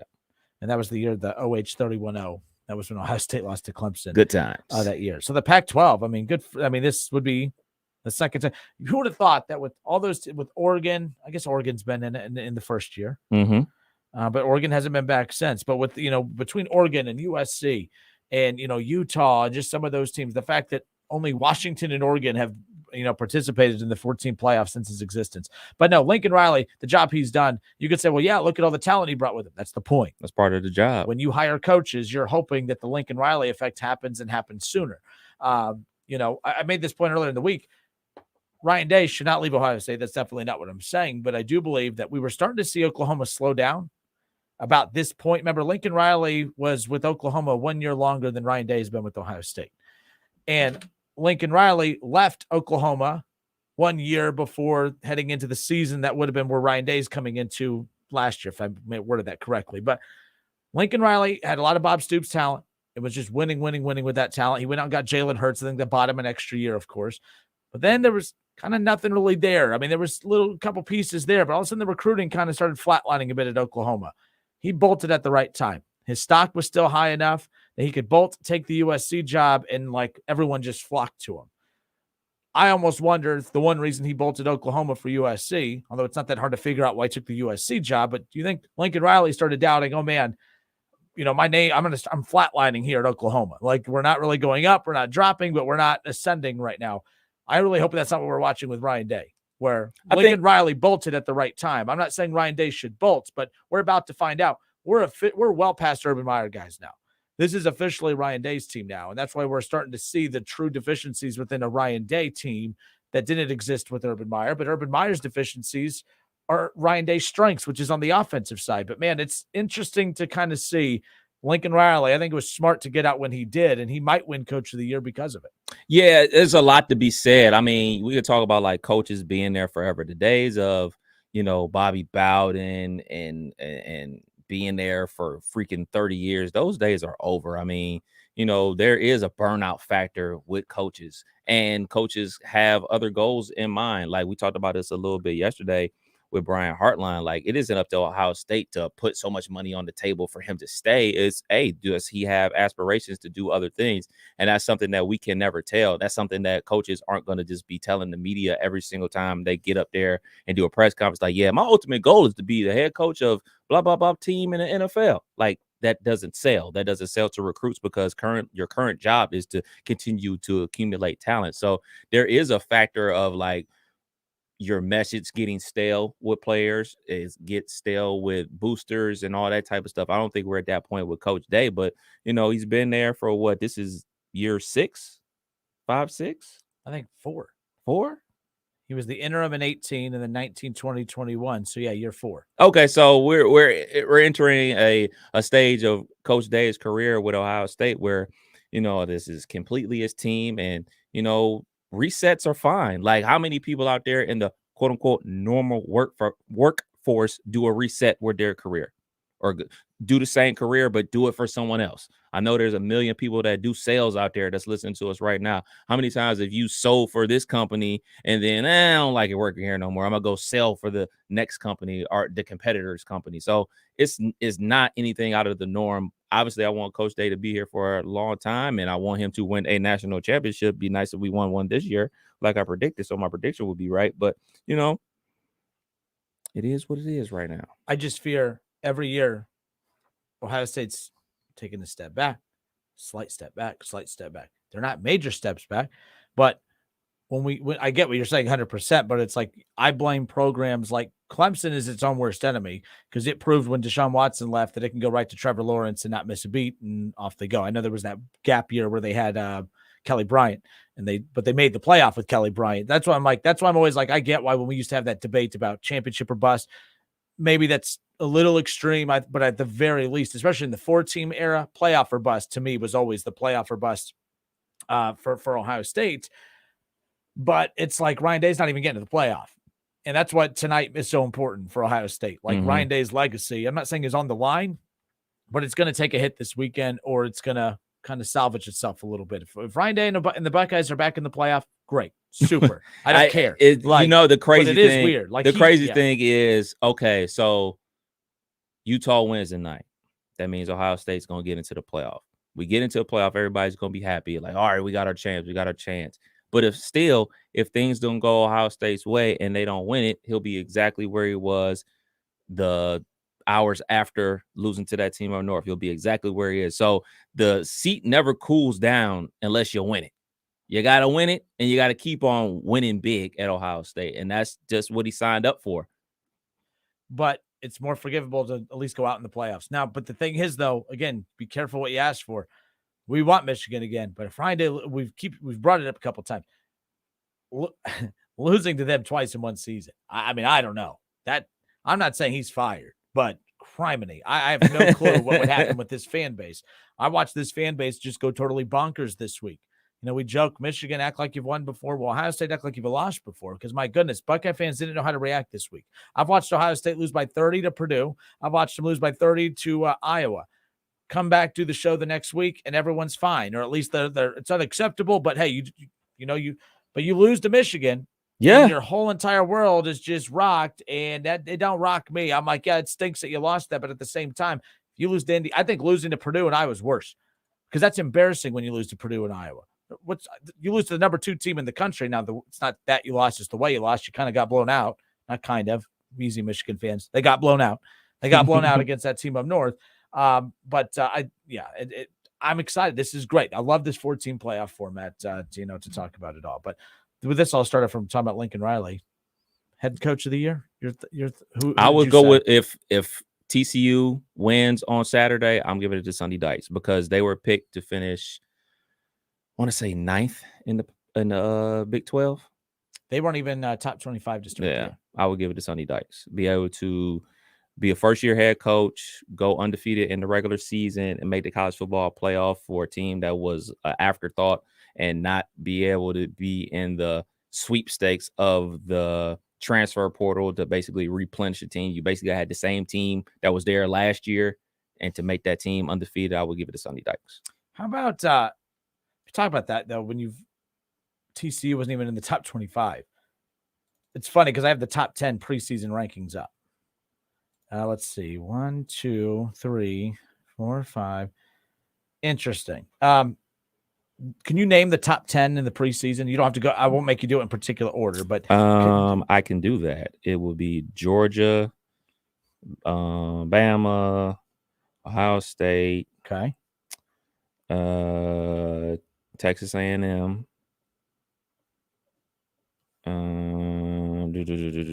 While he's figuring that out, I'll just say this, that Byers did this on his show about a week or two ago, where he was talking about, just how silly these preseason rankings are when you look at the final polls and the final rankings and everything. But he was talking about it because he's an official top 25 voter, but he was looking at his preseason poll compared to now, because he was bashing all the preseason polls. No one knows what they're talking about. So, well, Keith, you're a top 25 voter. I said, put your money where your mouth is. Let me see your preseason top 10. It was pretty brutal. His preseason poll was pretty brutal, but it was brutal because everyone else's is brutal. Right. To start. Clemson was in there in the top 10. What's that? 6 or 7 teams. I know Notre Dame was up there because Ohio State played them. Oklahoma, Michigan. How many you got so far? 1, 2, 3, 4, 5, 6, 7, 8. I only got 8. I one's playing tonight. Utah. Yep. And then one's in the Big 12 that's not relevant right now. Oh, Baylor. Yep. Defending Big 12 champs. Preseason, not that 80%, that's not bad. Nope. That's not bad. Preseason rankings, Alabama, Ohio State, Georgia, Clemson. In fact, everyone thought that was the Alabama, Ohio State, Georgia, Clemson, that was going to be the college football playoff 4 anyways. That, everyone's like, well, not only are these the top 4, but we don't need to play the 4. season. And obviously Alabama's not in it. Georgia's the only one that's a lock of that group right there. Ohio State still has a chance, but no Clemson, no Alabama, no Notre Dame, which they were at 5. Michigan was at 6. But I'm going through this. Houston was number 25, Ole Miss 24. They're not ranked. Arkansas, Arkansas, they had the nice trajectory for a while, but they fell off. They opened up the season against Cincinnati. Yeah. Good game. Cincinnati played them close, and we're like, man, Cincinnati, here they are playing another top SEC school, even losing all that NFL talent. How great. Arkansas ends up not being that great. Cincinnati, they only lose 2 games all year. They had a very good season. They just kind of came back down to earth a little. But a program like Cincinnati, you're not going to lose all that talent they did and keep it going. They're not Alabama. But yeah, I'm going through this. No Texas. I know that Texas was at 18 coming in, but no. So Alabama, Ohio State, Georgia, Clemson, Notre Dame, Michigan, Texas A&M, Utah, Oklahoma, and Baylor were the top 10. Oklahoma State just on the outside looking in. There was Oregon and NC State and teams like that, but nonetheless, that's where we're at. No bowl game for good old Texas A&M. Speaking of bowl games, I promise we'll get to cap no cap here in a moment. I didn't mean liar. So. Someone just asked about the bowl game. Let me make sure I pull that up. Oh, this comes from Adam. Adam, hope you're doing well, man. Adam, he messages into the show, Kev, on Facebook. He goes, any thoughts on the story from this morning that Ohio State won't go to the Rose Bowl? This is interesting. I'm going to call BS on this. I don't really know what to think of it. Okay. Now, Buckeye fans get mad at me. Look, Dayton fans think I hate Dayton. Ohio State fans think I hate Ohio State. Wright State fans last night got mad at me because I talked about how poorly they played because they got their ass kicked by Robert Morris. I mean, they did. They weren't hustling. They didn't go after rebounds. They were turning the ball over. That was the most embarrassing game I've seen from them in quite some time. In the black unis, too. It just something felt off from the very beginning. I had Wright State fans message in say, no, you switching over to Dayton now? I'm like, what are you people are unbelievable. Dayton's 4-4 to start. They were supposed to be top 25 and they look like butt. And then their fans get mad at me saying I'm a hater. Now, I do know the injuries and other thing, but again, I'm judging how the players look on the floor. So Ohio State, same thing. I ripped them a new one for losing that team at North last week, not because it was Michigan, but it was because they got their ass kicked. It wouldn't matter if it was Indiana or Purdue or anyone else. So Ohio State, you asked me about this Rose Bowl game. Rachel Arbach. What's her name with the Athletic? Sorry, Rachel Arbach. Rachel Arbach, because she tweeted out yesterday that the Rose Bowl was highly considering, if Ohio State misses the playoff, that they would take Penn State instead. Okay, the Rose Bowl was reporting that they were considering not taking Ohio State. Now, Austin Ward hosts the Buckeye podcast. I can't remember what he hosts his own podcast now. He used to be with Letterman Row. Austin's been on the show many times, but he's a talking piece for Ohio State. He gets a lot of access because you say nice things about any team in the area, anywhere, they'll give you access to whatever. It's just how it works.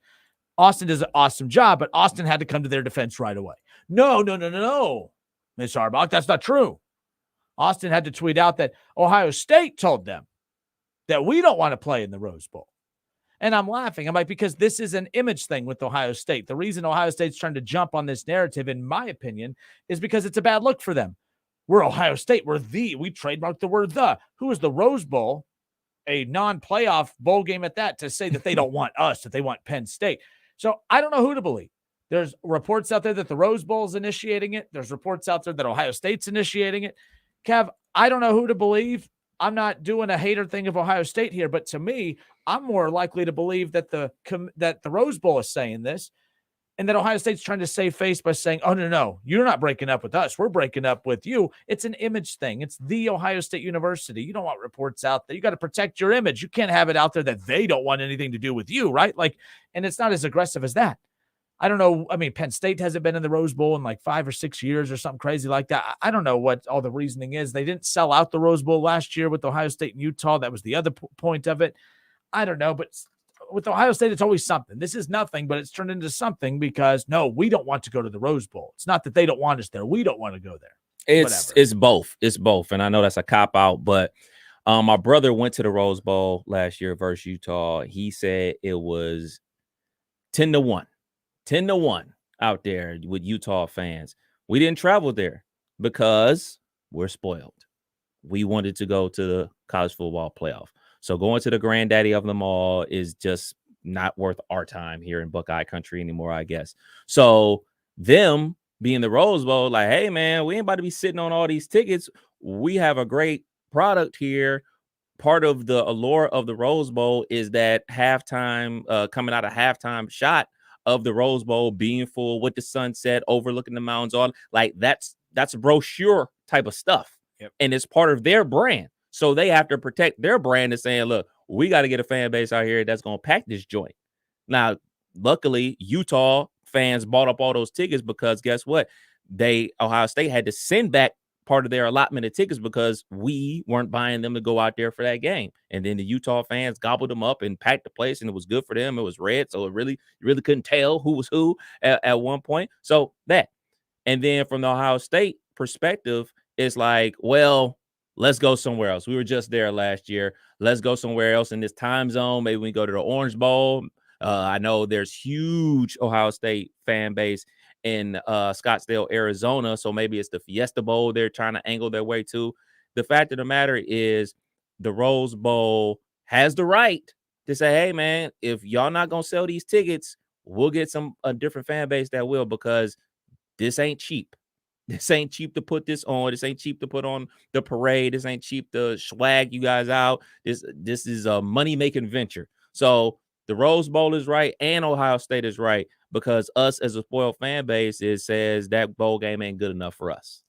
The other thing, too, and I'll blame the Michigan loss on why the Rose Bowl is not good enough for Ohio State. And here's why. Think back to the year that they lost to Iowa, missed the playoff. Ohio State didn't play in the Rose Bowl that year, did they?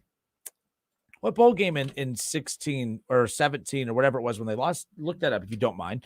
I can't remember what bowl they played in. Maybe it was the Rose. But so when Ohio State lost to Iowa that year, that was with a month to go in the season still. When they lost to Purdue that year, that was still with a month to go in the season that year. So Ohio State fans, we had kind of mentally accepted that we weren't going to go to the playoff. So with that, we've had time to calm down. We've had time to reset our fandom. You know what I mean? We've had time to reestablish ourselves as fans and say, you know what? Let's go watch Ohio State in the Rose Bowl. Or whatever bowl that it was. And I bring this up because I think that last year, the reason fans didn't jump on the tickets is because we thought for sure that team was going to the playoff. We thought they beat Oregon. or they lost to Oregon, but they'll beat Michigan. They'll be in the playoff. You have Justin Fields. You're going to go win a national, not Justin Fields, CJ Stroud, who nearly had a Heisman-like season. You had Travion Henderson. You know what I mean? Like, it just felt like they had just too much talent with Chris Olave and Garrett Wilson that they were going to go win a national championship. Then you lose to Michigan. Now you're not in the playoff, and now you got to get hyped to go watch them play in the Rose Bowl. We're not going to the – they're playing Utah.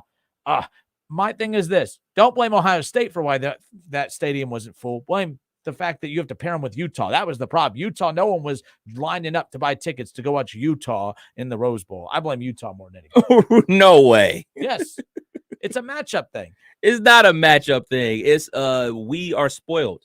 We don't – all these bowl games are the Mighty Key Care Bowl unless you're playing in the Final Four. So real quick, it was the Cotton Bowl against USC in 2017 is what John Sladen is. He says, I'm I having think. difficulty finding. So John, thank you. John's been our de facto producer today, so I appreciate. He answered something else that we were looking up as well. But yeah. So nonetheless, I just bring that up. So I don't know. I like Kev's answer. It's a little bit of both. I think Ohio State's not thrilled about going to the Rose Bowl, but to be fair, they're not thrilled about going to any bowl.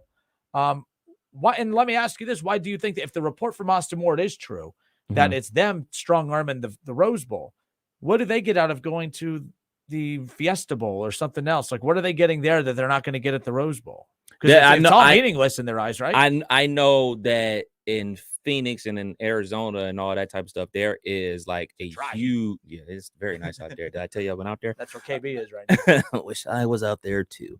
No, they're like the fan, there's already a built-in fan base out there. There's like an Ohio State backer craze out there. Like when I went out there in September, like we went to Ohio State bar and it was like 4 Ohio State bars, like on one strip. Like why? I have no idea, but it just is. It just is. I have no idea why. So maybe that's the angle. Like, all right, it's going to be a built-in crowd. You don't have to try to convince people to come out there because it's not necessarily the tickets. I don't think people have a problem paying for said ticket.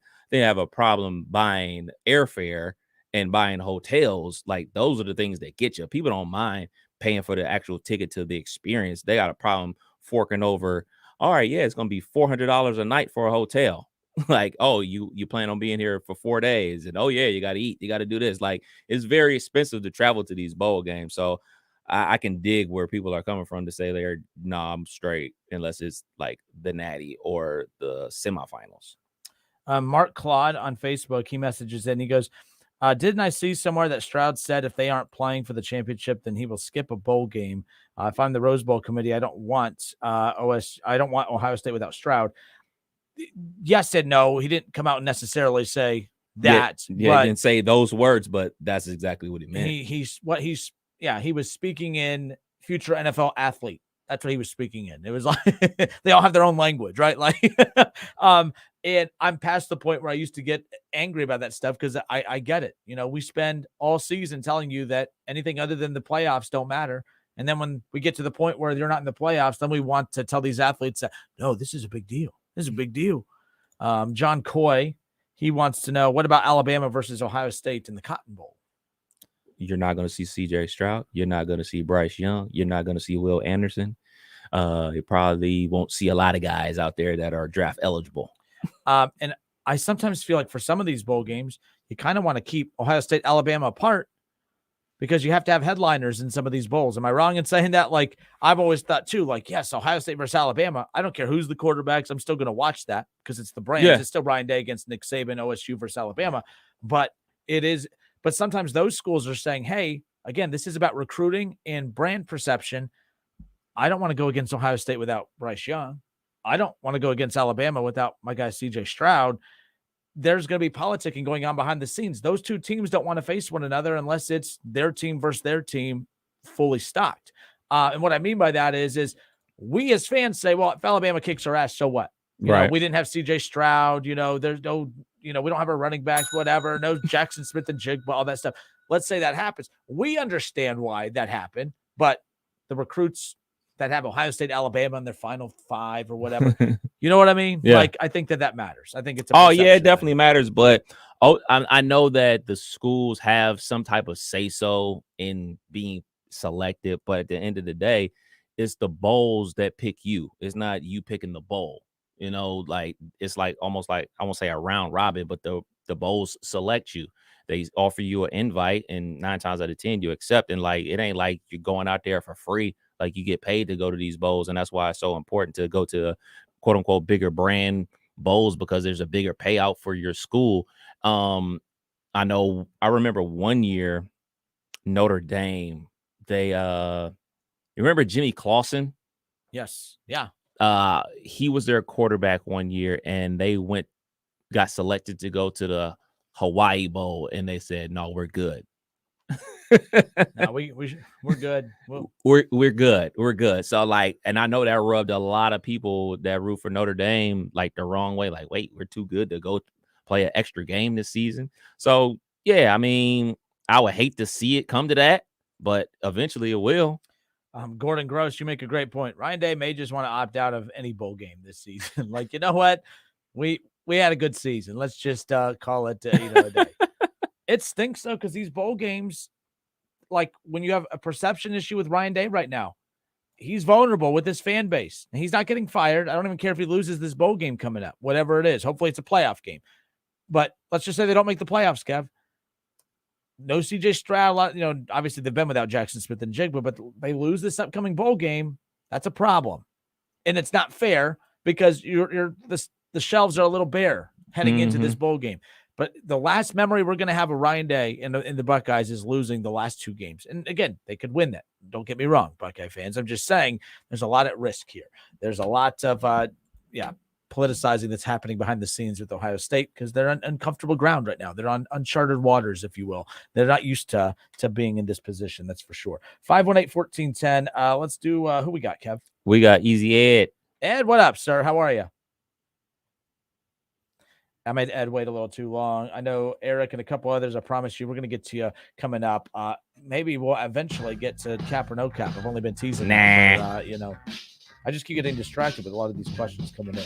Appreciate the questions. I'll keep them coming in. That's a good thing. We go where they go, so that's fine. Then I don't have to have our stuff all queued up, ready to fire. Reds Fest tomorrow, Duke Energy Convention Center. Arrowhead Tax Service brings us the Justin Kinner Show tomorrow from 11 a.m. to 1 p.m. Of course, we'll catch up with current and former Reds players. We'll have a chance to catch up with some Reds front office personnel members. We'll talk about some of the offseason strategizing, whether it's with the Reds itself or indirectly with some of the farm teams, including right over here in Dayton with the Dragons, and then Marty Brenneman and company. So pretty jacked about that. How about this? Here's a former Red. This name was moved before the season and devastated us Reds fans when the Reds front office moved on from him. Well, the team that the Reds traded him to, they just gave up on him as well. And we're going to be seeing a lot of this former player at Great American Ballpark. I'll tell you who. Breaking news out of Major League Baseball. We'll get to that when we come back. Hell of a team. Hell of a team.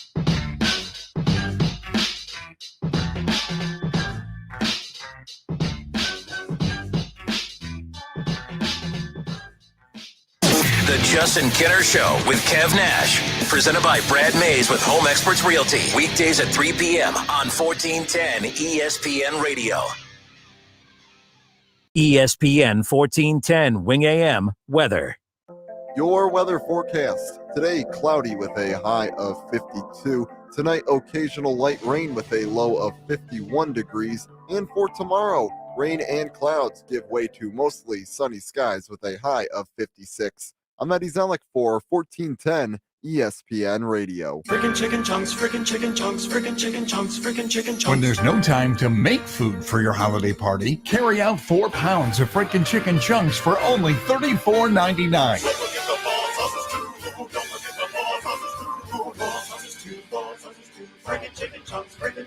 Give the gift that always fits. A $25 Frickers gift card and get 5 frickin' bonus bucks free. Let them get what they really want.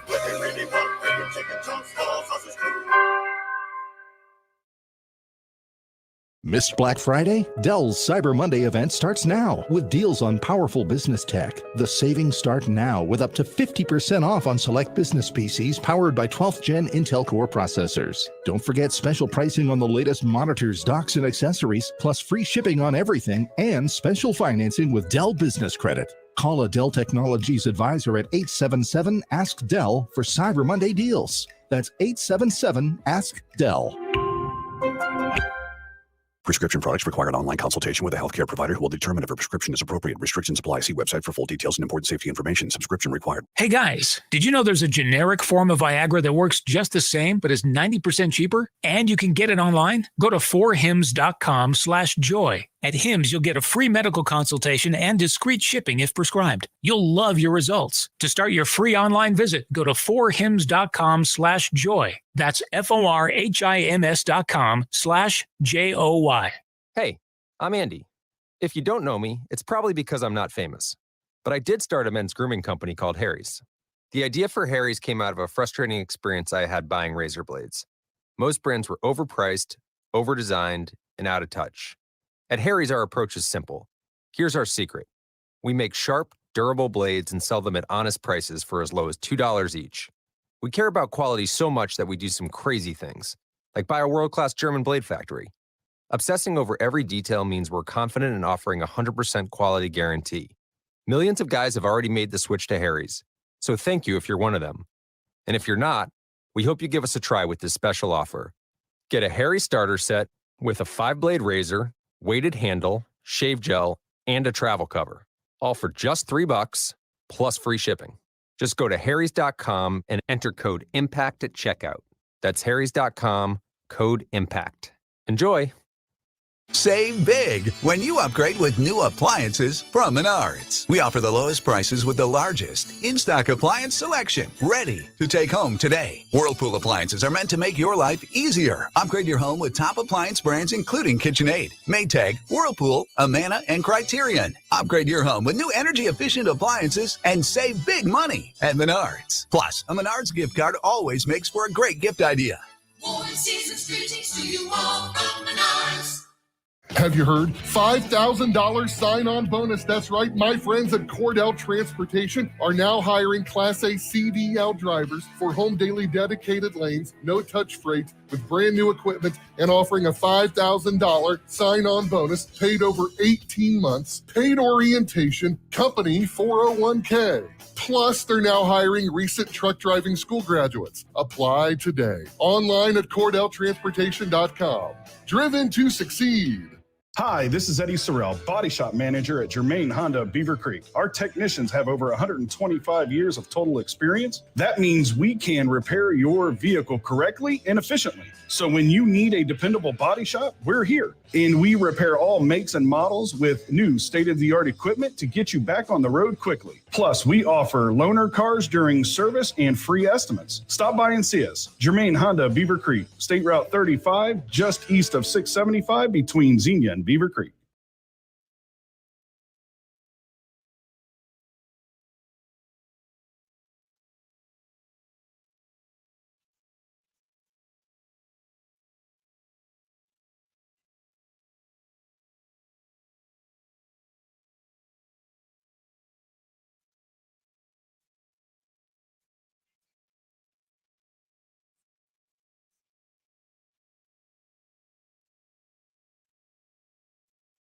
Nobody should have to pay for one-size-fits-all insurance coverage. Liberty Mutual customizes your car and home insurance so you only pay for what you need. Hey everybody, it's Stephen A. Smith, and everyone knows my feelings on Cowboys fans. But really, Justin Kenner, you're a Cowboys fan and a Browns fan? Good Lord have mercy. I don't know what the hell to do with y'all. I really don't. It's the Justin Kenner Show with Kev Nash. Weekdays from 3 to 6 p.m. on 1410 ESPN Radio.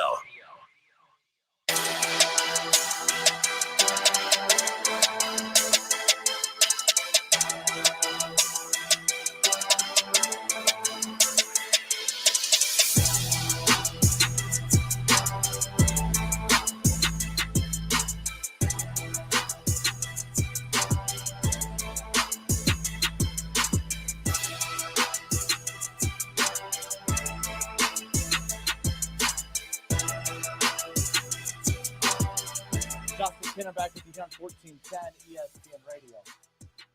Reds Fest tomorrow, a special Saturday edition of the Justin Kenner Show presented by Arrowhead Tech Service tomorrow from 11 a.m. to 1 p.m. We'll be live at the Duke Energy Convention Center. We'll catch up with current and former Reds players, of course. We'll catch up with some front office personnel, media members of the Reds, TV, radio broadcasters, Hall of Famers like Marty Brenneman. Pretty jacked about it. Big baseball news today that indirectly involves the Reds. When the season started, we all had an idea that the lack of movement for the Reds in the offseason as far as adding any players, that it was going to be kind of one of them down years. And then all of a sudden the Reds flipped the switch and they moved on from anybody and everybody, right? Jesse Winker was the one name that they moved on from that really just kind of got fans to panic. And I actually thought the Reds, believe it or not, got the best of that deal. The Reds just absolutely loaded up their farm system. The Reds are going to win here in the near future, and it's going to be because of these moves, these same moves that we hate this front office for right now. That's just the nature of doing business. Unfortunately, it's just that we weren't expecting to have another rebuild so close to the last one. People always think that when it comes to rebuilds, that the rebuild is over. The rebuild isn't officially over till you start winning. I'm like, no, that's not true. Sometimes you could have a failed rebuild. I think the Philadelphia 76ers in the NBA, they're a prime example. They've had multiple rebuilds within a small window, but there's points, Kev, where you can look at the Sixers and say, hey, that trust the process, that never really worked. It never worked. They're an NBA championship contender now, title contenders now, but they had to make a lot of moves to make up for a lot of, with Fultz and Ben Simmons. And there's just a lot of guys that Jabari Parker, people forget about the Parker move from years ago. That was a big get. That was like, how did they end up with him? That didn't work out. They got a lot of elite guys from college that never panned out in the pros, at least for them. And everyone thought, well, their rebuild was over when their rebuild, it just was a bad rebuild. They had to reset. They traded guys out, had to bring in, whatever. The Reds, everyone's like, well, they rebuilt again. They never stopped rebuilding the first time. Yes, they did. The second that they brought in, all the elite guys like Sonny Gray and everything, when they went out and got Moustakis and all that, that's when the rebuild ended. It just was a bad rebuild. So they had to start another one. But Jesse Winker was the one that kind of pushed us all over the edge as far as Reds fans are concerned. The Reds got the better of that deal, believe it or not. The Reds, this is what I've told you before, Kev. I hate that the All-Star game is in the middle of the season because being named an All-Star is such a major honor that it goes on your Hall of Fame plaque. Oh, he's an 11-time All-Star, a 12-time All-Star. And a lot of times an All-Star award outside of your legit stars in baseball, you're going to get those in-between guys that make it, like Alfredo Simon. I'll never forget. Alfredo Simon one year led all of Major League Baseball in wins as a starting pitcher. I think he was 8-3 or 9-3 or something like that. And he got named he got named an All-Star for the Reds. And then I think he won one game the rest of the season after that. He was god-awful in the second half of the season. But for that year, for the Reds, and I forgot what year it was, it might have been 14 or whatever, Alfredo Simon was a All-Star for the Cincinnati Reds, but he's not an All-Star, but he was an All-Star. You are given a huge honor for a half a season's worth of work. That's why I hate it. Jesse Winker was an All-Star for the Reds 2 years ago, and he was dominant in that first half of the season. He was an All-Star, and he earned it, by the way, okay? That was the year that him and Castellanos made it, okay? But, Jesse Winker deserved to be named an All-Star that year for the first 3 months of the season. Jesse Winker was really bad in the back half of the season. Got traded last offseason. We turned on our organization and said that was the dumbest move ever. He was god-awful in 2022. No one has ever said, outside of me, of course, maybe the Reds knew what they were doing with Jesse Winker. All right. Well, apparently, everyone's like, oh, well, the Mariners saw a lot in Jesse Winker. That's why they gave up the farm to get him, because they're a real organization. Another bad organization, by the way. They'll know what to do with him. Well, they've given up on him after 1 year. Ouch. The Seattle Mariners, ESPN's Jeff Passan. This was sent in to me. Shout out to Chris Collins, by the way. He shot me a text with this. ESPN's Jeff Passan tweets out, Kev, that the Seattle Mariners and Milwaukee Brewers are finalizing a trade that will send Jesse Winker and infielder Abraham Toro to the Brewers for second baseman Colton Wong and around $7.75 million in cash. That's interesting. So all I'm saying is, I don't think the Reds are wrong for moving on from Jesse Winker. You could be mad at the Reds for a lot of things. Moving on from Jesse Winker was probably the smartest thing they ever did because of the return that they got. They loaded that farm system, Kev. All I'm saying is I'm pleased with what they did. If you're going to move on from guys, at least move on from them and get a solid return. They did a poor job of that, the rebuild back and starting in 14. They did not do a poor job this time, and they may have got the better of the Mariners. They may have got the better of the Mariners as far as that's concerned. So good for the Reds. So fix the All-Star game. Look, it's a complaint I have that it's not a big one. I'm not losing sleep over it. But do you see my point, though? I dig what you're saying. I dig what you're saying. You can't put it at the end of the year because it's the playoffs. I get that. And it's like 10 degrees outside. Yeah. So it's like you have to do it in the middle of the year. I get it. It's just, to me, it's just strange because All-Star awards, that helps your legacy for Hall of Fames and for everything. He's 12-time All-Star. How many All-Stars do you have? Oh, how many times did you play well for the first 3 months of the season? That's what they're really asking you. But how many of those guys do that, though? How Not many many. guys just, all right, man, you always ball out from April to May, and then the back half you just stink. Like, I think that's just an anomaly with a couple of guys out there that play good and they're elected, because I don't think you can do that 12 times. So, like, that's why it doesn't bother me that those guys get to be an all-star for that. It's a Reds thing, apparently. Like I said, that Alfredo Simon year, he was like 9-1, 9-2. He led baseball as starting pitchers and wins in the first half of the season. And it was like, how does he have that many? You know what I mean? Like, it was crazy. So he got the all-star nod, and he wasn't the only all-star for the Reds that year. He got the second nod for the Reds because he led baseball and wins, and then won 1 or 2 games the rest of the season. And I'm like, but hey, he was a legitimate all-star that year. So good for him. But yeah, good for we're going to see a lot of Jesse Winker, though, when the Brewers come to town. So there's that. But I thought that was an interesting baseball story. As we set up Reds Fest tomorrow, as far as that's concerned. Let's see. John Sladens, he says, kind of like Jack Armstrong in 1990, was an all-star game starter and awful the rest of the year. But to Kev's point, I'm not saying that's the case for every all-star, by the way, but for this particular conversation, that was Jesse Winker. Yeah. We've forgotten. I don't have the numbers in front of me because I wasn't prepared to have this conversation today with Jesse Winker being traded today. But I remember looking at that. I remember during the baseball season, at the end of each month, I would do, let's check in to see how Jesse Winker's doing. And then we started getting past the All-Star break. I'm like, I think the Reds won the trade. But to be fair, we were annoyed with the Reds, but the trade that pushed us over the edge, Kev, it was that one. That's where the analytics people get their victory, because that's why he got traded, because the analytic people are like, all right, this is just a blip. Based off of his history, based off of X, Y, and Z, we don't foresee this happening or continuing. Yep. So let's get him out of here. So for all the analytics people out there, there's a feather in your cap. Damn it. You're right. But seriously, you are right, though, because a lot of people are like, well, how did they know that this was coming? Well, because there was, of the full sample size of years for Jesse Winker, there was more of the down years and months. I mean, keep in mind, he's the Reds' best hitter. I'm like, anytime you have to take a guy out of a lineup because he can't hit lefties, that cannot be your team's best hitter. And if he is your best hitter, then that's your problem right there. That wasn't a shot at Jesse Winker. I just got tired of hearing about he's the team's best hitter. I'm like, no, your best hitters are the guys that could hit righties, could hit lefties. Sure, you might hit righties better than lefties, but you could at least stay in the lineup. When he handicapped that lineup is when I started getting frustrated. But he did. He had that amazing year with Castellanos. It was fun as hell, and it was really cool when they did the starting lineups that year for the All-Star game in Colorado. And they came out, and that was pretty neat. So, but that was the last time we saw him playing at a high level. 518-1410. 518-1410. That's the number to call. And jump in on the conversation. Damon Hahn chimes in. He said, Todd Frazier, the year that it was in Cincinnati, never lived up to it afterwards. Damon, help me out on this. Was Todd Frazier, Damon, so that's a good point, I think, but was Todd Frazier on the All-Star roster that year that it was in Cincinnati? I could be wrong on this. I don't think Todd Frazier was actually on the National League roster. I think he just was on he won the home run derby. So Todd or Damon, help me out with that. I'm not saying you're wrong, but that year that Todd Frazier won the home run derby, when the Reds when the All-Star game was in Cincinnati, Todd Frazier was like won it. 15, right? Yeah, it was like 14 to 15. Seems like ages ago, or it seems like it was just a couple years ago. It was ages ago. Yeah. I don't think Todd Frazier was a All-Star that year. He just won. That was my other argument too.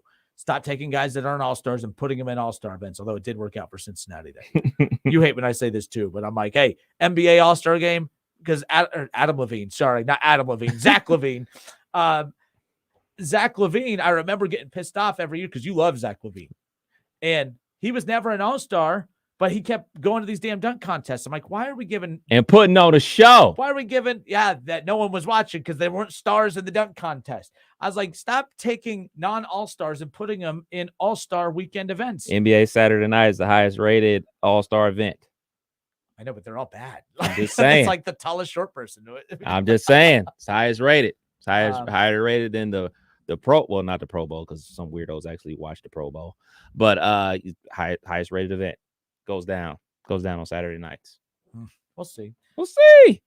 Wow, was I that wrong? Was Todd Frazier really? He was the starter at third base for the. My bad, guys. Scott, thank you. My apologies. That's why I was like, I'm not saying Damon was wrong. I couldn't remember. I can't find it. But good for Todd Frazier, starting third base. You know, he actual all-star. You know, but that was the problem too. That's one reason why the rebuild for the Reds started so late. Is because the Castellinis were enamored with the fact that the All-Star game was in Cincinnati, and they were supposed to start this rebuild probably the off-season before. If the Reds were smart, they would have started moving guys that season before. Todd Frazier should have been that was the other thing too. It would have been nauseating to have Todd Frazier be the third baseman for the White Sox or the Rockies or someone else, you know, at Great American Ballpark. My bad, Scott. Thank you for correcting me on that. So Damon Hunt said, Googled it to verify, and surprisingly, he was a two-time All-Star. Yeah, I knew he was an All-Star. I just couldn't remember if I was just thrown off that he was actual starter that year. So interesting. 518-1410, Kev, who we got? Bob, line one. What up, Bob? How are you? You know what, man? Let me tell you this. You know, when I get off work and I turn on the show, you know, you talking about the Reds. You're talking about have you ever seen the movie Groundhog Day? Of course. Yes, I know I have. Justin has not, because Justin that's doesn't right. watch movies. Justin doesn't watch movies. Classic Bill Murray movie, Punxsutawney Phil, of course. Yep. And you know, in that movie, everything happens the same way every day. And that's the Reds. I don't care how many draft picks they get. I don't care how many great young players. They cannot develop players. They have proven that over and over again. And even when they do happen to fall on somebody who they haven't developed that turns out to be halfway decent, they're only there for like a year or two, and then they get rid of them anyway because they don't want to pay them. So the Reds, it seems to me, Justin, honestly, that every time you bring up the Reds, it sounds like you're trying to convince yourself that they're going to turn into something. When we know, again, we've seen this movie over and over. The Reds are good for April, and by the end of May, they're done. And we're talking about the next year. Well, you know, who can they get rid of and who can they bring in? They cannot develop players. And so when you guys become big-time syndicated, you know, you're going to become syndicated. Justin, you and Kevin, you guys are going to take the show on the road. Speak it to an existence. And forget about all of us. No, never. You are. You guys are good.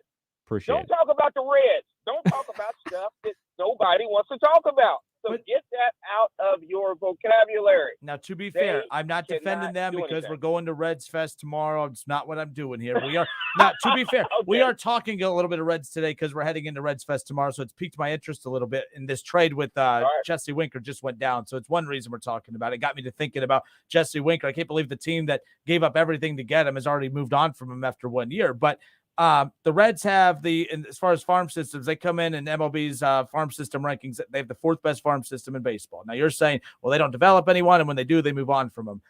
To the Reds' credit, and I know people aren't here for giving them credit, but I'm going to give them a little bit of this. They've developed Jonathan India. They've developed Tyler Stevenson. They've developed Graham Ashcraft. They've developed Hunter Green. They've developed Nick Lodolo. They've developed TJ Antone. They've developed these guys. I agree with you, Bob, 1,000,000%. They've that rebuild in the post Brandon Phillips and Jay Bruce and Todd Frazier days, they butchered that like you wouldn't believe. But I'm trying to give them a little credit because they didn't develop anyone coming out of that rebuild. I've already listed off more than a handful of guys that they've already, developed through the system and have already made an impact on the main roster. So that's where I'm going to give them a little credit, hoping that they add more new names to that list this year. At some point, you need to spend money, keep them, and add other names to it. That's where the next round of doubt will come in. But to be fair, Bob, they are developing them, and I just listed some of them. Okay, but here's the problem. Okay, they're decent players, but how many games they win? They still lost 105 games. So to me, you mentioned a whole bunch of guys, about half the team, and they still suck. So I don't know what that says. What does that say? Have they really developed them? I mean, these guys were okay for a year or whatever the case might be, but let's get some wins. I mean, they're constantly. You have pretty high standards for a Bengals fan. I'm just saying. Oh, you knew that was coming. My well, God. You know what? When you go to the Super Bowl, you can have them kind of standards. Oh, Bob, you've been giving me crap on this show well before last year's Super Bowl run. I know. But you know what?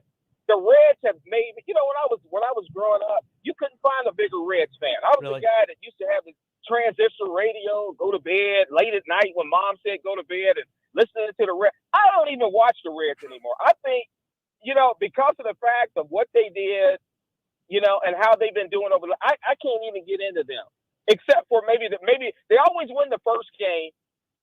First couple games, they're in it for like April. At the end of April, it's time to start looking toward, well, when does training camp start? Okay, when are we going to start talking about, some football? The Reds, I don't know. I don't know, Justin. I don't know what to say, but the Reds they're just a lost cause. To me, they're a lost cause. And you mentioned some good players, good young players, but they have not proven, with their front office, that they can develop people and put a winning product out there. And I think Kev mentioned this a few months ago. I'm so happy for Dusty Baker because you remember when Dusty Baker was at least getting them to the playoffs and everybody, get him out of here. Get him out of here. He can't win the big one. Well, he won the big one. And they haven't won since he left. So that's why I was going for the Astros. I was a big Astros fan during this World Series. Because of Dusty Baker. And mainly because when Dusty Baker, every time he starts to have success, Reds fans like to kind of pile in on him. I'm like, I don't think Reds fans are in position to be piling on Dusty Baker. That dude wins everywhere he goes. Well, it's because he has good rosters.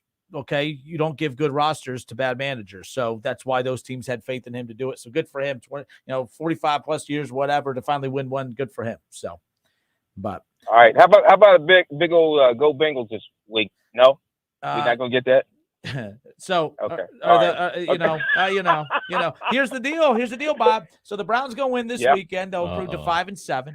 Your team loses to the Chiefs. I know what you're gonna say. They're 7-5. And then when we kick your ass a week from Sunday, now we're one game behind you. Bam! Just like that, we're right back in it. But let me tell you this: if the Bengals do happen to lose this weekend, which I don't think they will, but if they do, I think that would put us in a better position to beat the Browns, because I just don't think they take the Browns seriously. You couldn't beat us when we had Baker Mayfield.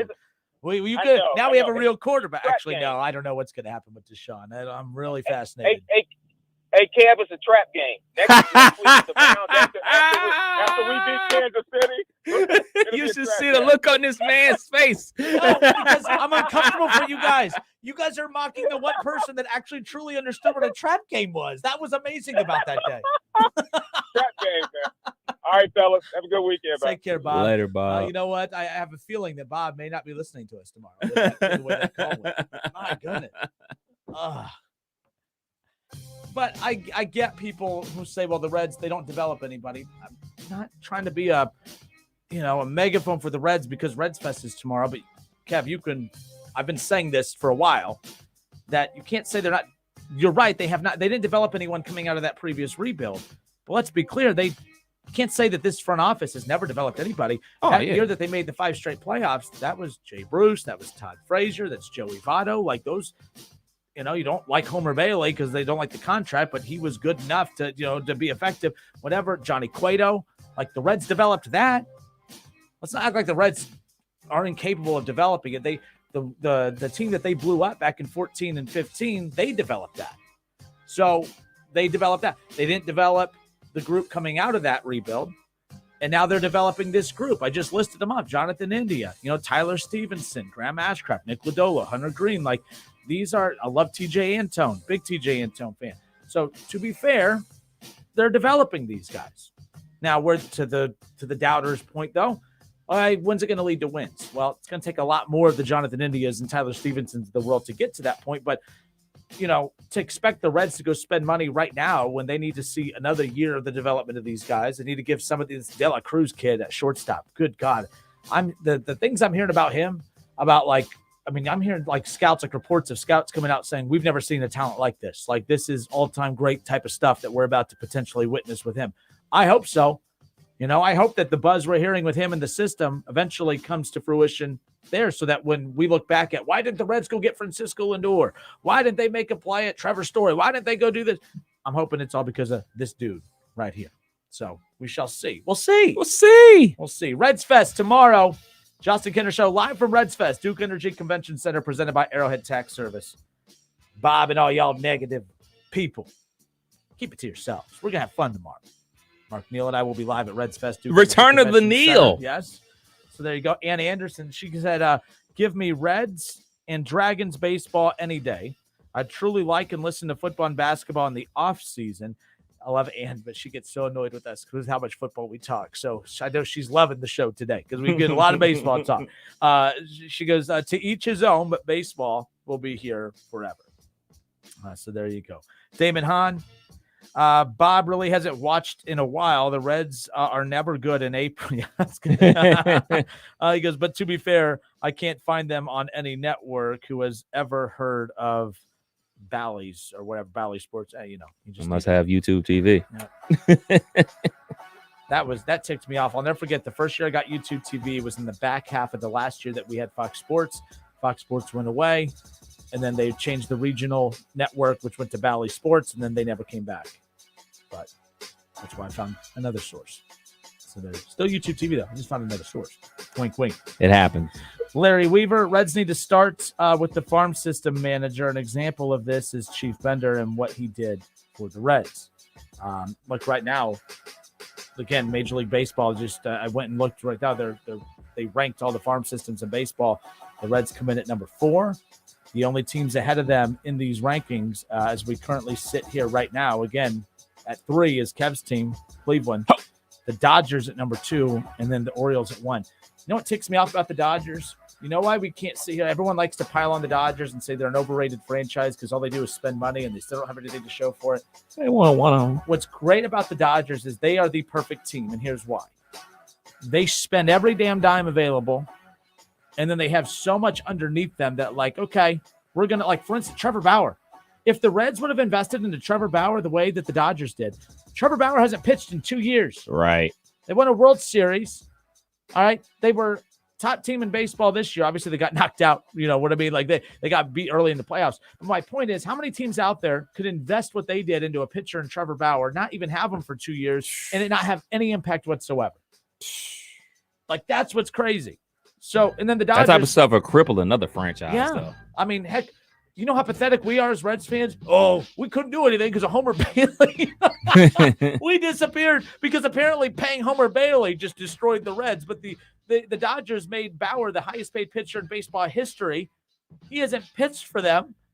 And all they do is win 100-plus games every year. And then you look at them, the Dodgers record high payroll, and they have the number 2 farm system in baseball. It's ridiculous. And then there's your team at number 3. Let's go, baby. Big year. Big year. Number 3 farm system. The Guardians have the number 3 farm system in baseball. Spend a record low in payroll in baseball. Bottom 3 payroll in baseball. In the playoffs, win. Face the Yankees. Who they beat in the wild card, by the way? The Tampa. Tampa. So we were in Cleveland for that. That was when the Browns lost to the Chargers, but that was the same weekend. We went to the Guardians. No, that was when the Yankees were. When they played the Yankees. No, I thought that was. No, it's the Guardians. They just won the series. If they lost, won. The game They won on Saturday. Yeah, Cleveland would have been just walk-off style, baby. That would have been a madhouse downtown. Would you look at that? It's 5 o'clock. We'll be right back. It's the Justin Kinner Show with Kev Nash right here on 1410 ESPN Radio. Cap or no cap? Maybe.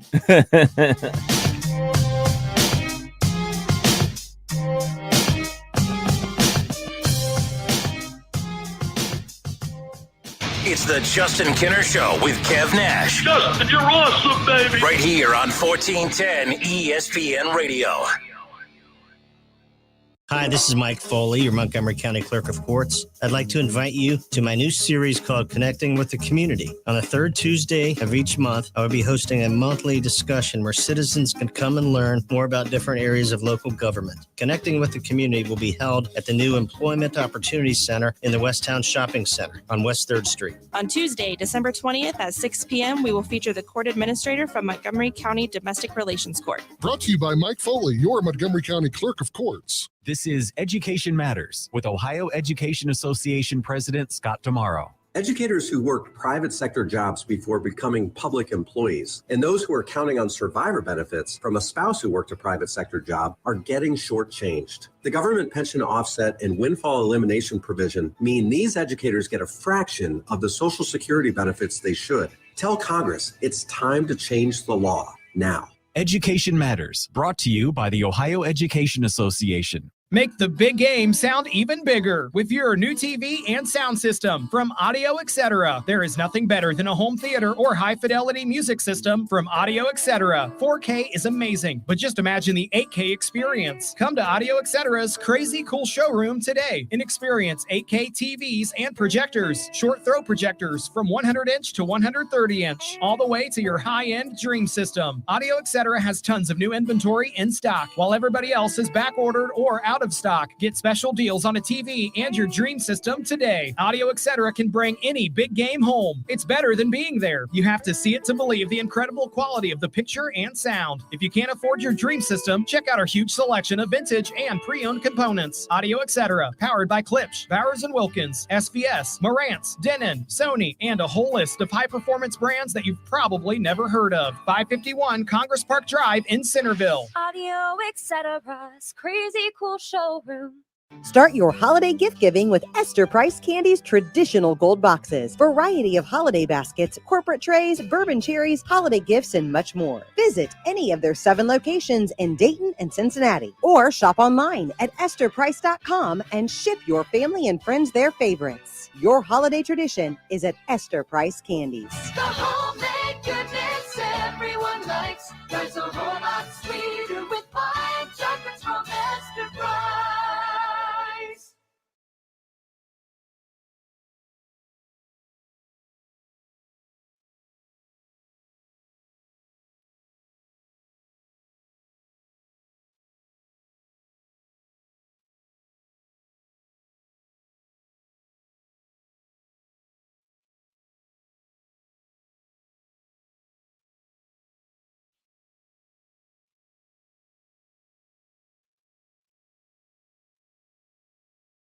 Free battery testing, free battery charging, and replacement batteries that fit your needs. That's what makes AutoZone America's #1 battery destination. Get in the zone. AutoZone.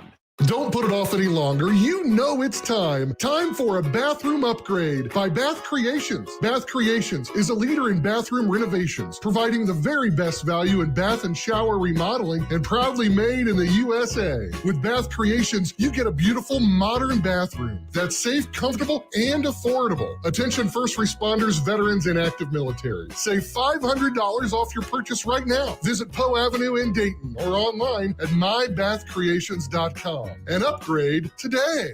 Hi, I'm Emmitt Smith, Hall of Famer and all-time leading rusher with exciting news. Football legend Emmitt Smith talking about all new regenerative treatments for joint pain from the local medical professionals at QC Kinetics. But did you know that you can encourage your body to actually heal itself with the help of QC Kinetics? QC Kinetics uses biologic therapies that are natural, restorative, and long-lasting. The body is an amazing thing. Trust me, I put mine through a lot. Exciting new relief is here for pain from arthritis, knee pain, lower back pain, pain in your hips and shoulders. I'm that guy. When you Google shoulder pain, my face pops up. But you don't have to be sidelined by pain anymore. Call QC Kinetics to learn more about biologic therapies. Don't let your joint pain keep you from doing the things you love. There's a new natural solution that patients are raving about. QC Kinetics. Let QC Kinetics help you improve your quality of life.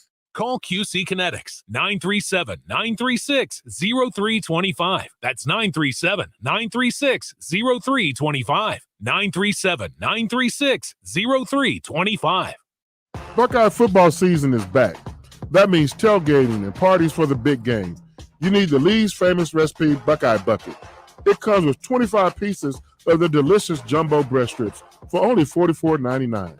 Of course, you can add a few of their famous country side items, buttermilk biscuits, gallons of fresh brewed Lee's iced tea, or lemonade. You have the perfect recipe for a tailgate or watch party. Cheer on the Buckeyes this weekend with a Buckeye Bucket. Order today. Missed Black Friday? Dell's Cyber Monday event starts now with deals on powerful business tech. The savings start now with up to 50% off on select business PCs powered by 12th Gen Intel Core processors. Don't forget special pricing on the latest monitors, docks, and accessories, plus free shipping on everything and special financing with Dell Business Credit. Call a Dell Technologies advisor at 877-ASK-DELL for Cyber Monday deals. That's 877-ASK-DELL.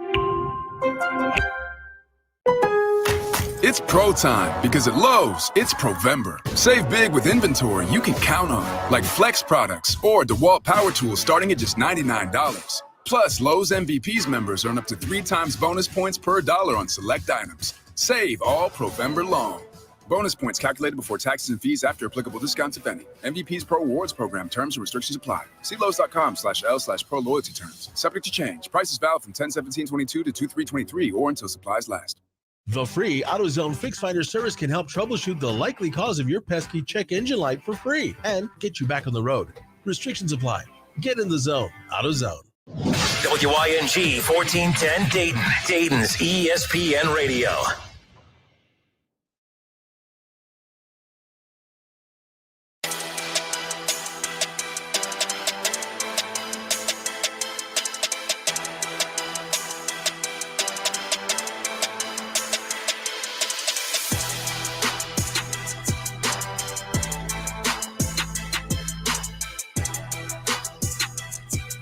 Justin Kinner, Kev Nash back with you here on 1410 ESPN Radio. Damon Hahn says, share the source, Kinner. What is he talking about? Do you know? I'm not sure. Of what? Yeah, what? I'm literally, I don't even remember what the last thing I said before we went to that. If I tease something, I have no clue what the hell I teased. Not that it matters. I teased something earlier. We still haven't done it yet. We'll get to cap or no cap in a moment. Maybe. Greg Sankey upsetting some people. Greg Sankey, the commissioner of the SEC. Oh, how to watch the Reds. Easy TV. It's easy. Greg Sankey apparently has a lot of non-SEC fans upset. Shocker. I'll say this about Greg Sankey. Everyone hates him. I respect the dude. Because the guy knows he's despised. He knows his conference is despised. And he knows the reason that he and the conference is despised is because they're at the top and everyone's looking up. So Greg Sankey tells Sports Illustrated that Alabama, Tennessee, and LSU all deserve to be talked about right now for the college football playoff. This comes from Ross Dellinger. Let me see who Ross Dellinger is before. Okay, he's with Sports Illustrated. I just want to be sure. Speaking of sources, I want to make sure. So Ross Dellinger with Sports Illustrated says that he talked to George Sankey and that Greg Sankey, and Greg Sankey said that Alabama, Tennessee, and LSU, they all need to be considered for the playoffs. Referencing the fact that there's 6 teams in the top 25 in the college football playoff rankings. And he goes, well, the Big Ten only has 3. So he says, we have a tough league that merits that consideration. He goes on to say that we're living in unprecedented times, are we not? Any conference champion merits consideration, but right on top of that list is the champion from the SEC. And let's be clear, we hate it, right? We hate hearing it. But if we were Alabama fans, if this show was in Tuscaloosa or wherever, we'd be going crazy saying, yeah, good for him. Now, you proved me right during the break. I said, yeah, where's Kevin Warren with this? Kevin Warren's been, saying, hey, Michigan, Ohio State.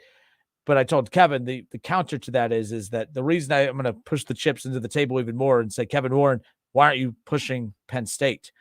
Because Penn State, they only lost to Ohio State and Michigan. Yeah, they're only 2 losses. You want to talk about the 3. So you talk about all the SEC teams in the top 25. I mean, right now we have 3 Big Ten teams in the top 10. Yeah. So that you could compound that even more and just say that, hey, Penn State, the only 2 teams, at least that the only 2 teams that they've lost to are ahead of them.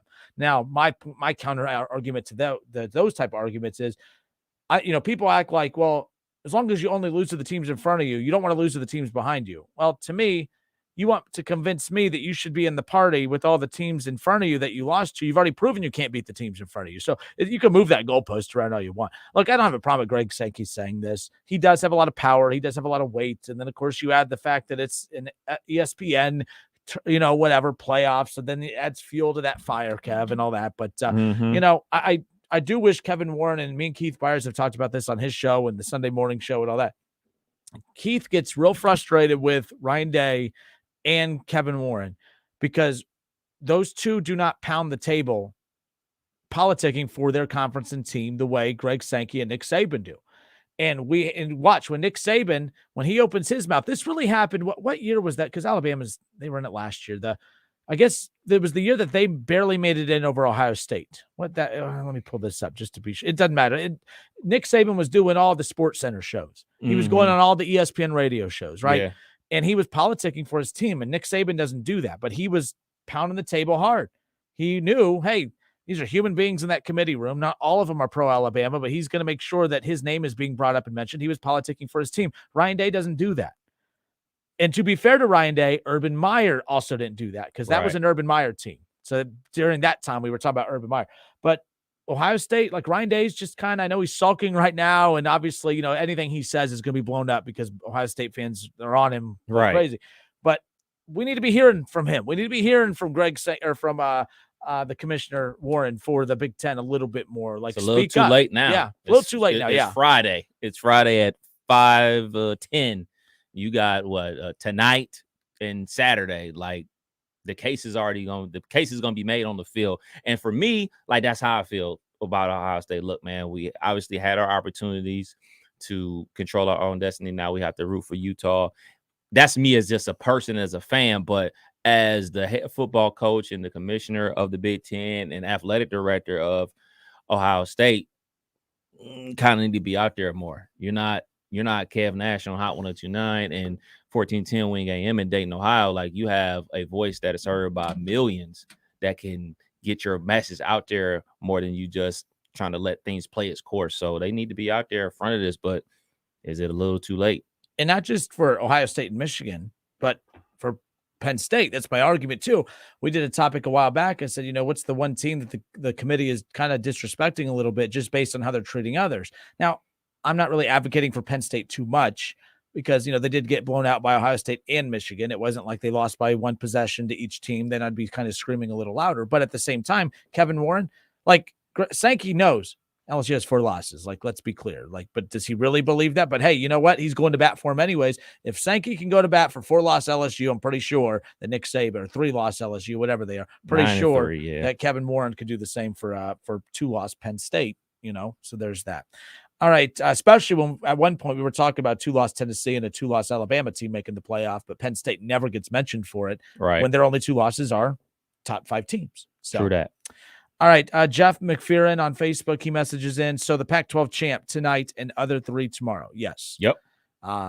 Tonight's, though, the most intriguing one. So I am glad that the Pac-12 championship is tonight, Kev, because tonight, like let's say it was the Big 12 championship tonight. TCU could lose tonight, and we still wouldn't be sure. Right. Tonight, we'll know just how much more nervous we're going to be tomorrow. Because if LSU, my goodness, Kenner, get it right. If USC loses tonight, we're good. We're good. Yep. We're good.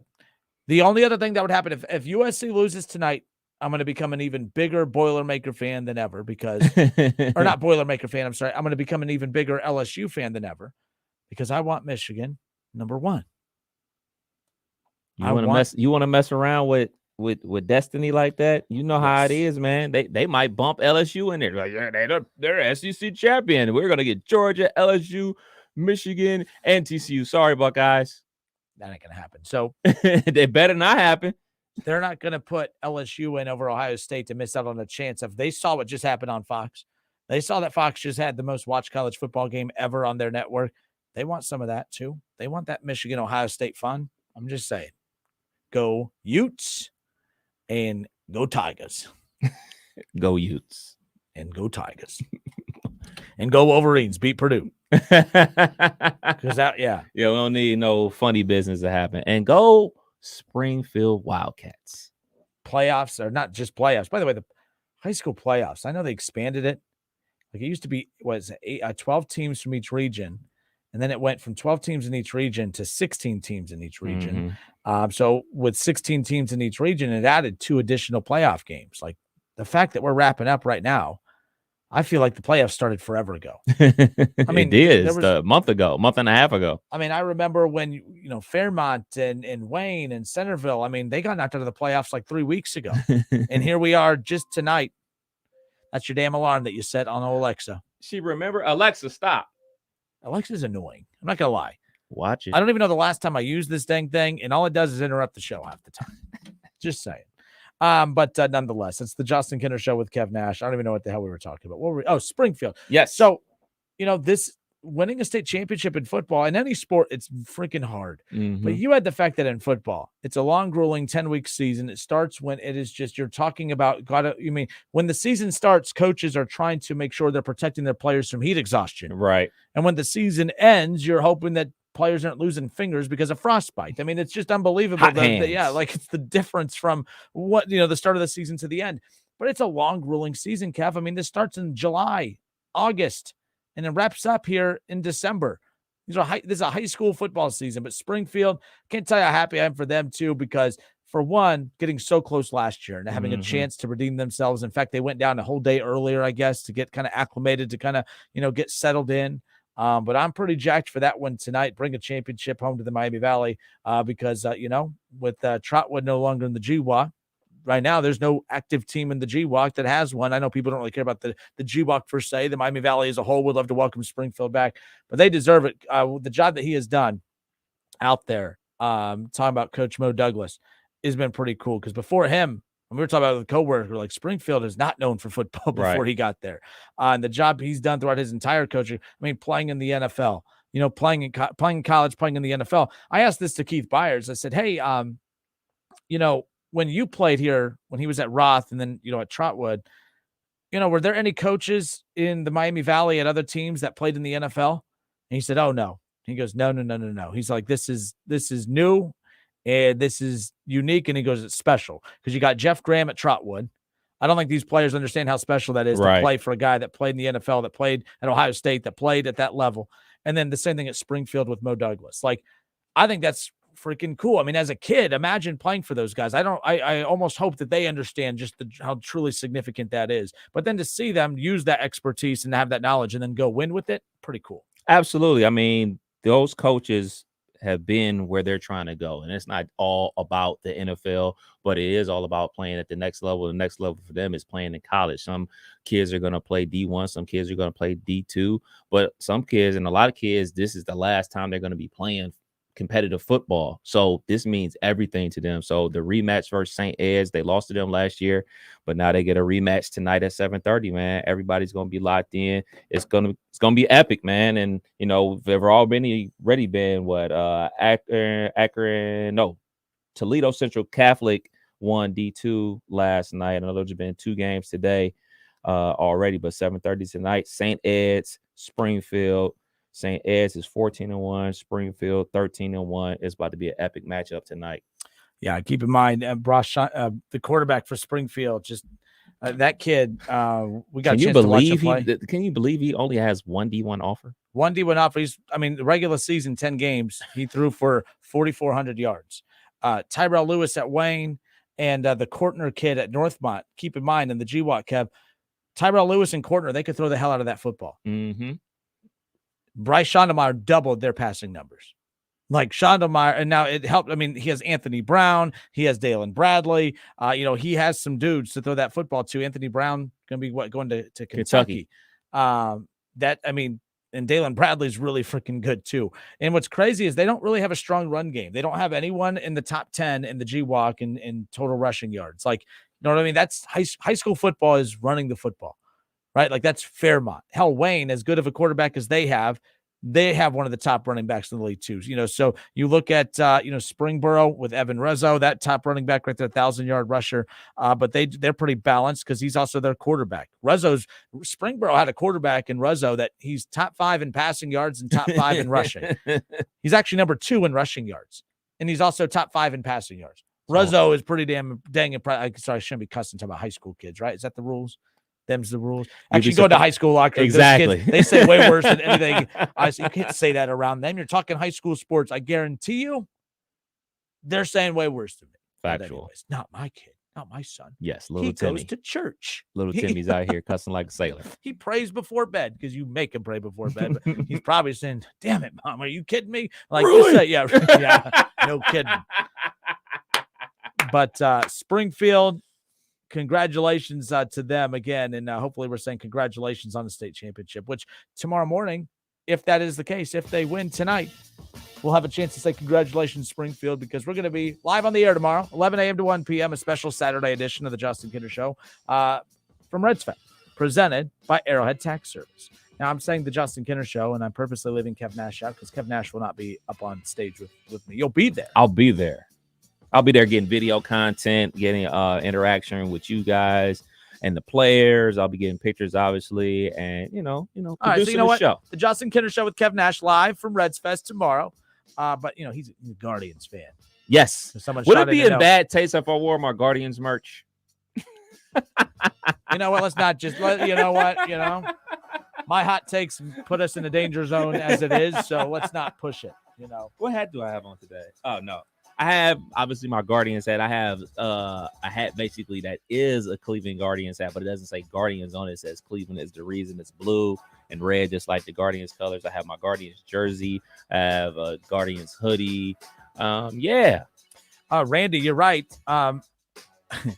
This is what I'm talking about. It's no dang wonder why Springfield's in the state championship.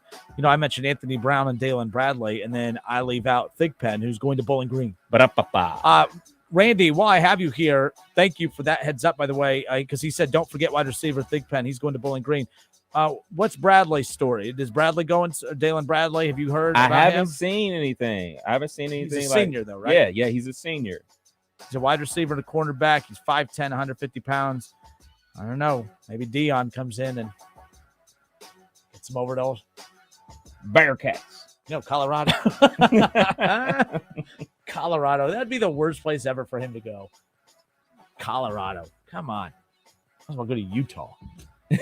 Go Utes. Go Utes, though. Go Utes. You going to jinx us.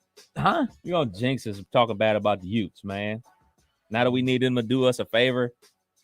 Yeah, well, we'll see. We'll see. Go Utes. Cap or no cap? Could it be? Could it be? You got a whole another 35 minutes. That's true. Maybe. We'll be right back. 518-1410. It's Feel Good Friday.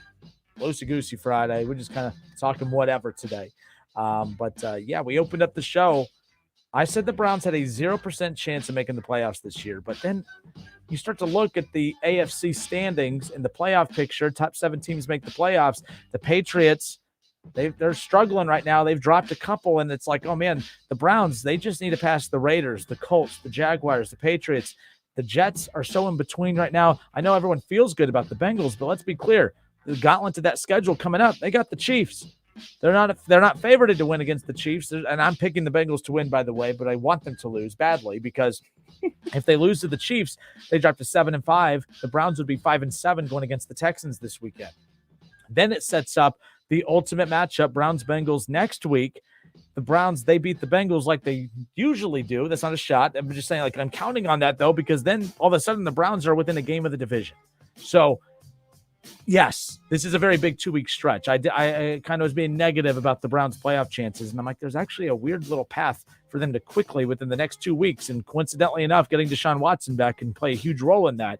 We got a lot of NFL stuff to get into, as well as cap or no cap. 518-1410, 518-1410, and then Patrick Mahomes against Joe Burrow, the Bengals and the Chiefs. We know the Browns and the Bengals is a big rivalry, but who's the rivalry? Who's that rival for the Bengals outside of the AFC North? Is it this Chiefs team? We'll talk about that next.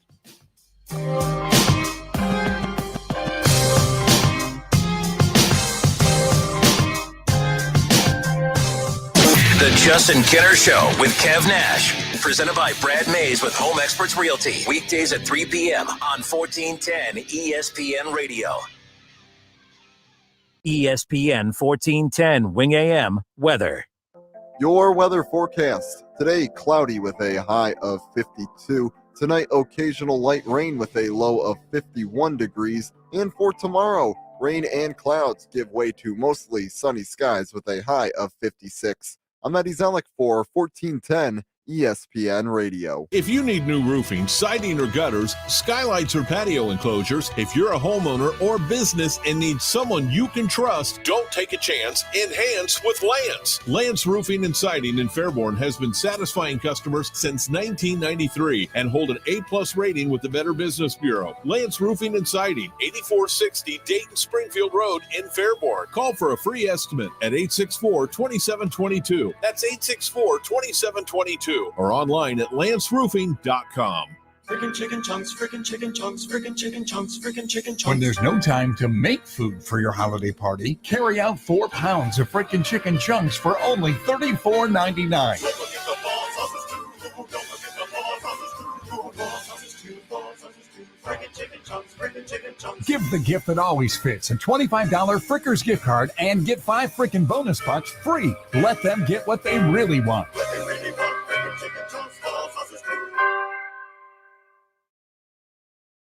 My brother-in-law died suddenly, and now my sister and her kids have to sell their home. That's why I told my husband we could not put off getting life insurance any longer. An agent offered us a 10-year, $500,000 policy for nearly $50 a month. Then we called SelectQuote. SelectQuote found us identical coverage for only $19 a month, a savings of $369 a year. Whether you need a $500,000 policy or a $5 million policy, SelectQuote could save you more than 50% on term life insurance. For your free quote, call SelectQuote at 1-800-743-8080. That's 1-800-743-8080. Or go to SelectQuote.com. 1-800-743-8080. That's 1-800-743-8080. SelectQuote. We shop. You save. Full details on example policies at selectquote.com/commercials. Start your holiday gift giving with Esther Price Candy's traditional gold boxes. Variety of holiday baskets, corporate trays, bourbon cherries, holiday gifts, and much more. Visit any of their 7 locations in Dayton and Cincinnati, or shop online at estherprice.com and ship your family and friends their favorites. Your holiday tradition is at Esther Price Candies. The homemade goodness everyone likes. There's a whole lot sweeter with fine chocolates from Esther Price.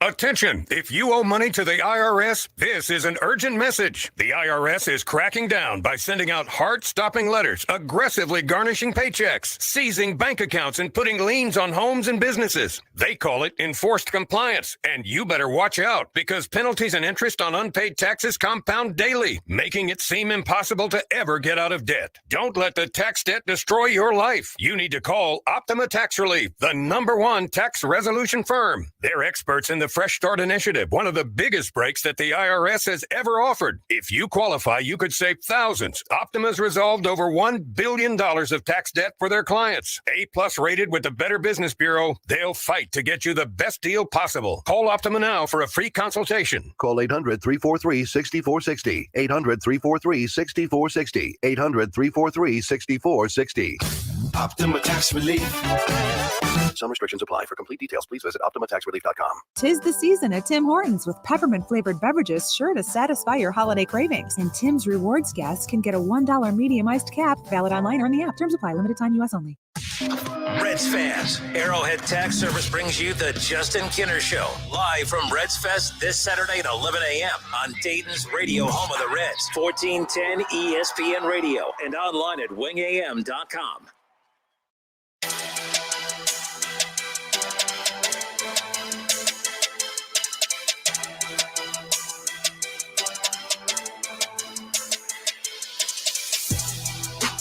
Justin, Ken, and Kev Nash back with you here on a Friday.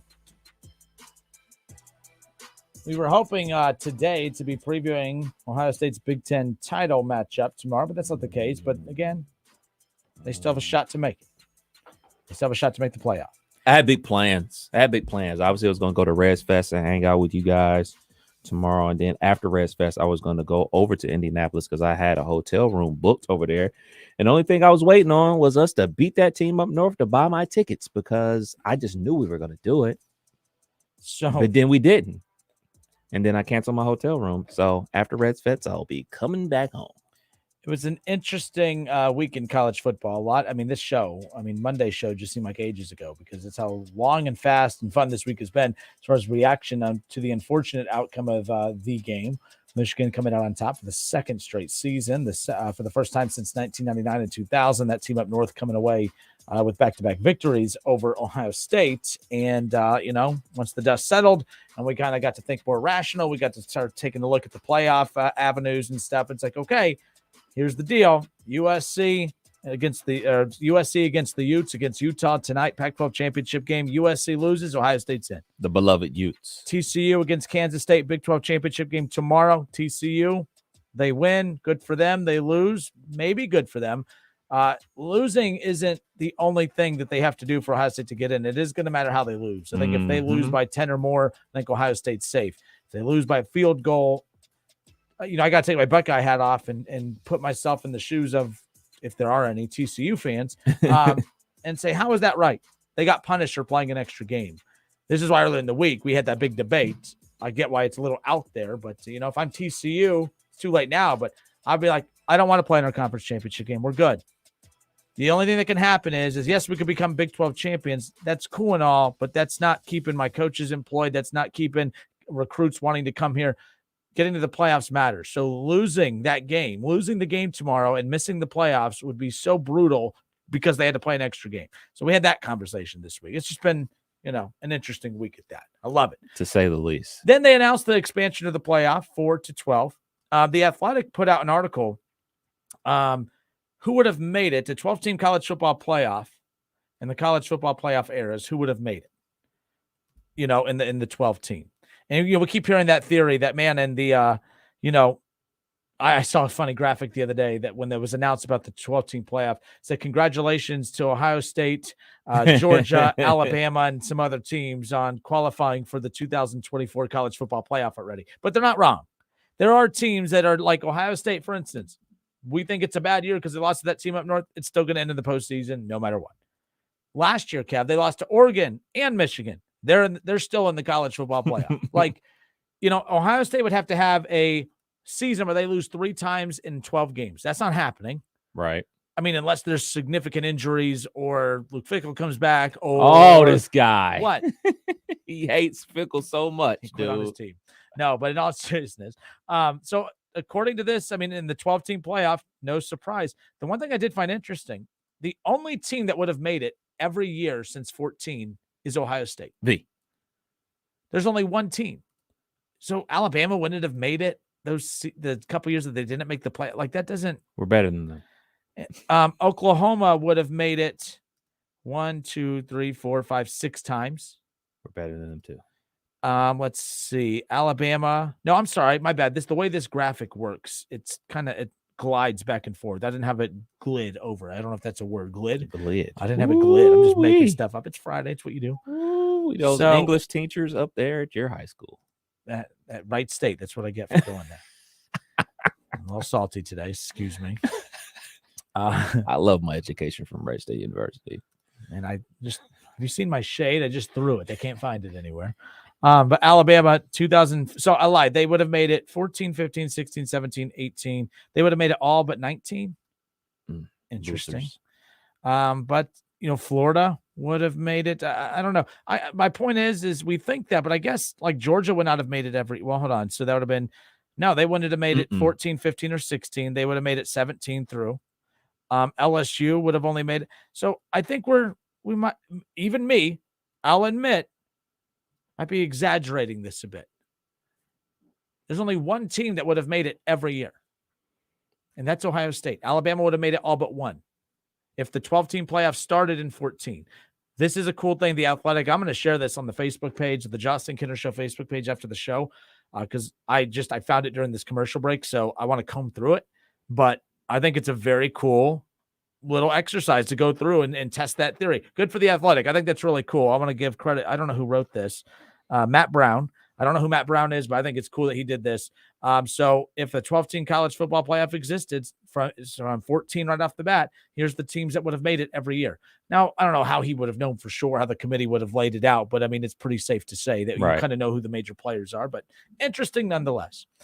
All right, Kev, let's do a little cap or no cap. Really? Is it officially that time? You tell me. We're live on the Facebook page, by the way. It's the Justin Kinner Show with Kev Nash, live on Facebook. Jump on the Facebook page and subscribe it. Really appreciate it. You can watch us every day, weekdays from 3 to 6 p.m. So here's the deal. Cap or no cap? The rules are? Cap is a lie. No cap is the truth. It's been a while since I did this game. Yeah, so I'll throw out a scenario, and Kev tells me, cap, it's not going to happen. That's a lie.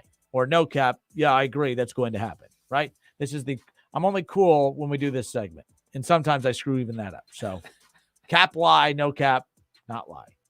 Yeah, whatever. You confuse me. All right. I bring you a couple cool stages back. I mean, it is what it is.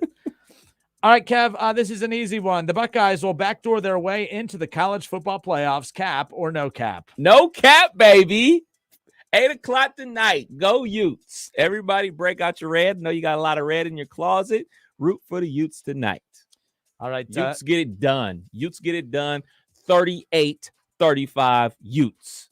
I just feel like this is the season that we're going to get. Like, we just saw Duke and North Carolina meet in the Final Four. I just feel like, and that's never happened, guys, as dominant as Duke and North Carolina have been in college basketball.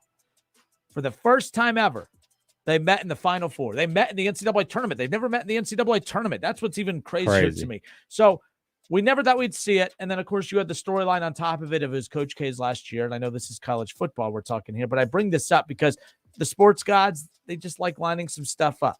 And I think we're so close to getting something so unique and special that it would be very weird for the sports guys to pull this out from underneath us. I think Utah wins tonight.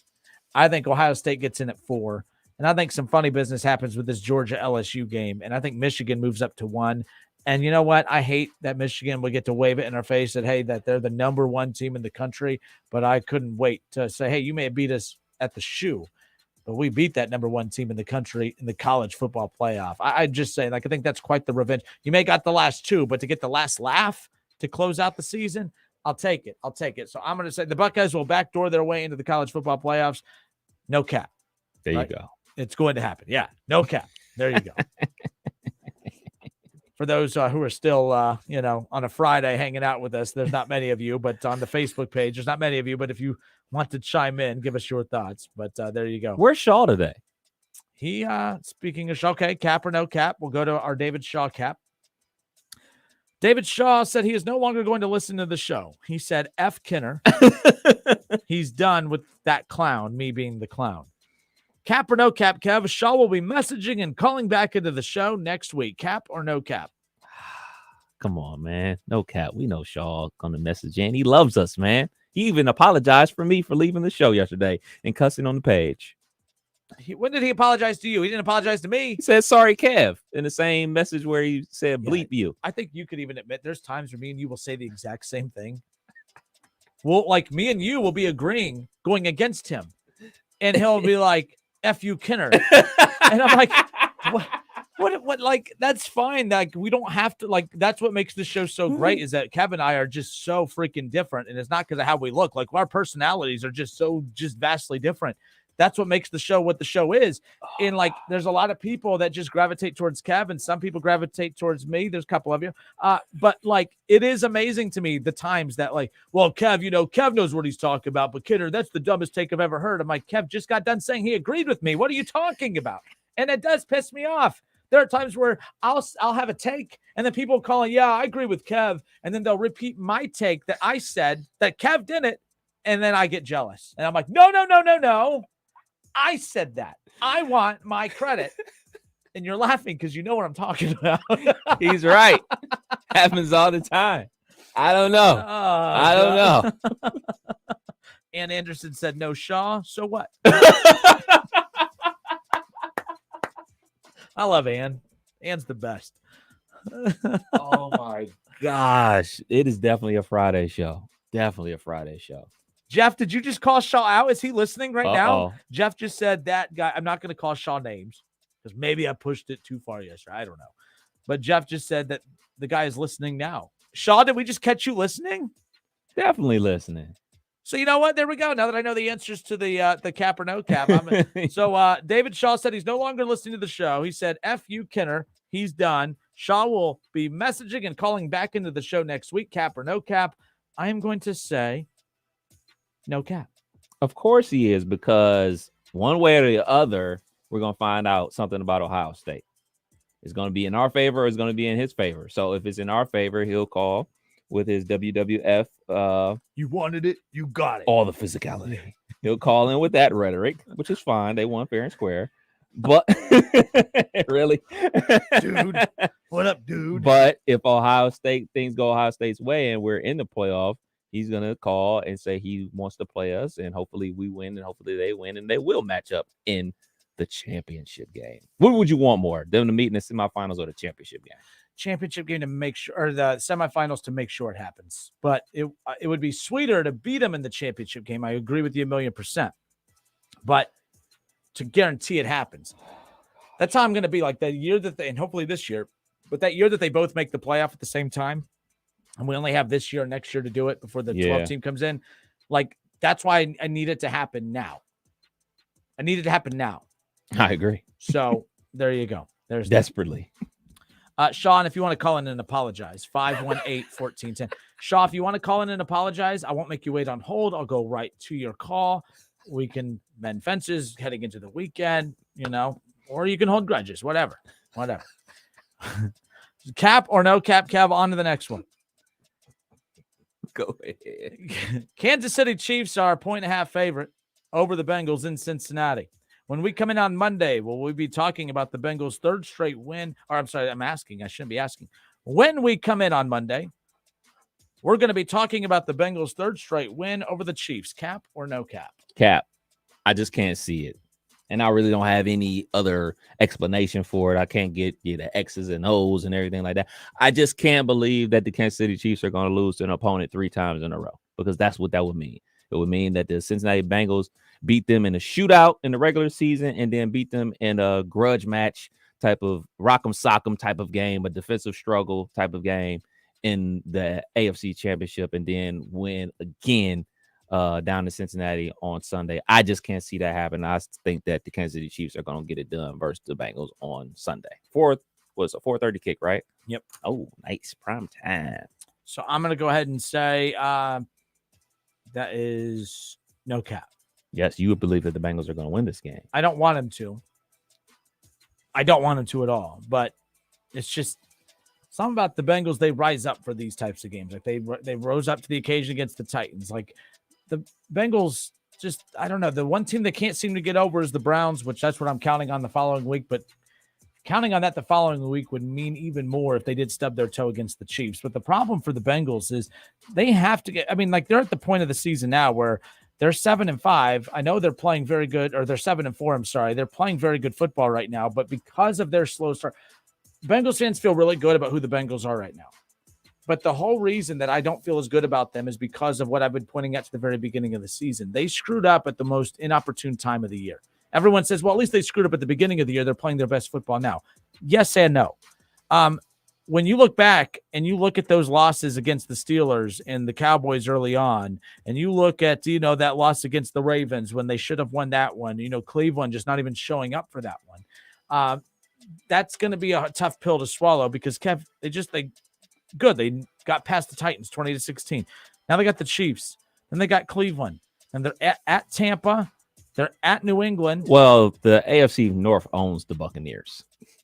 But it's still at Tampa. And I know the Browns just beat the Buccaneers, but Steelers beat them. I can't look. Ravens beat them. I can't the look AFC North owns the if Tampa anyone Bay thinks Buccaneers. that going to Tampa is just an easy walk in the park, it's just not going to be. Oh, definitely not. And especially when, maybe in September, it's like, okay, fine, whatever.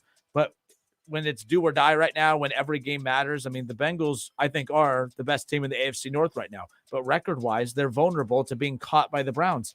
The reason I didn't think the Browns would make the playoffs this year is because I thought the Bengals would be so far ahead of everyone in that division, maybe and the Ravens. I thought that the Browns winning 4 to 5 games in Deshaun's absence, they're going to be 4 or 5 game winners. I thought that the Bengals would already be at 9 or 10 wins right now. So the fact that they're not, they've left the door open for the Browns to make this interesting. You know, the Browns win over the Texans and the Bengals lose to the Chiefs. Now they're within a game, or they're within 2 games, and then the Browns beat the Bengals like they always do. Now they're within a game, and it's like, holy crap. The Bengals, the best team in that division, are looking down at the Browns by 1 game. It's chaos, man. Like, and then that gauntlet of a schedule. But I have them beating the Chiefs. I feel good about it. I don't feel good about it, but I feel confident that they're going to win. I feel horrible about it, though. I really want chaos, and chaos to me is them losing to the Chiefs on Sunday. I think the chaos situation is going to happen this season at the back half, but I don't think it's going to involve the Browns. I think it's going to involve the Bengals and the Ravens, and they play the last week of the regular season. And I think that's going to be like a winner-take-all game for the Ravens and the Bengals. And I think that's going to be flexed to 8 o'clock too on Sunday Night Football too. All right. Deshaun Watson, Kev, in 2020, that was his best season ever. It was not. Now people always say, "Oh yeah, he won 4 games that year." No, the Texans won 4 games. Deshaun Watson played on a team that was very similar to the Bears in 2020. He had nothing around him, bad offensive line, no run game. He did have a good wide. Who was the wide receiver he had? That wasn't terrible. Wasn't full. Was it Cooks? I think it was. Wasn't terrible. You know, whatever. Might have at least one additional weapon, but like very similar to what Justin Fields has in Chicago, where he had nothing around him. In fact, from the time Deshaun signed that contract in Houston, they got rid of Hopkins. They got rid of their coach. They got rid of everything around him that he liked or whatever, which the coach was kind of a disaster anyways. Let's be real. But good coach, bad GM. Yeah. And it was kind of a double-edged sword with that, But the point is Deshaun had his numbers were MVP caliber numbers, but you weren't going to give him the MVP on a 4-win team. But that his best season ever, Kev. Everyone says, well, he was good because of Hopkins. No, he was actually better without Hopkins. No one's better without their wide receiver, but his best season was actually without Hopkins. Mm-hmm. So there's that.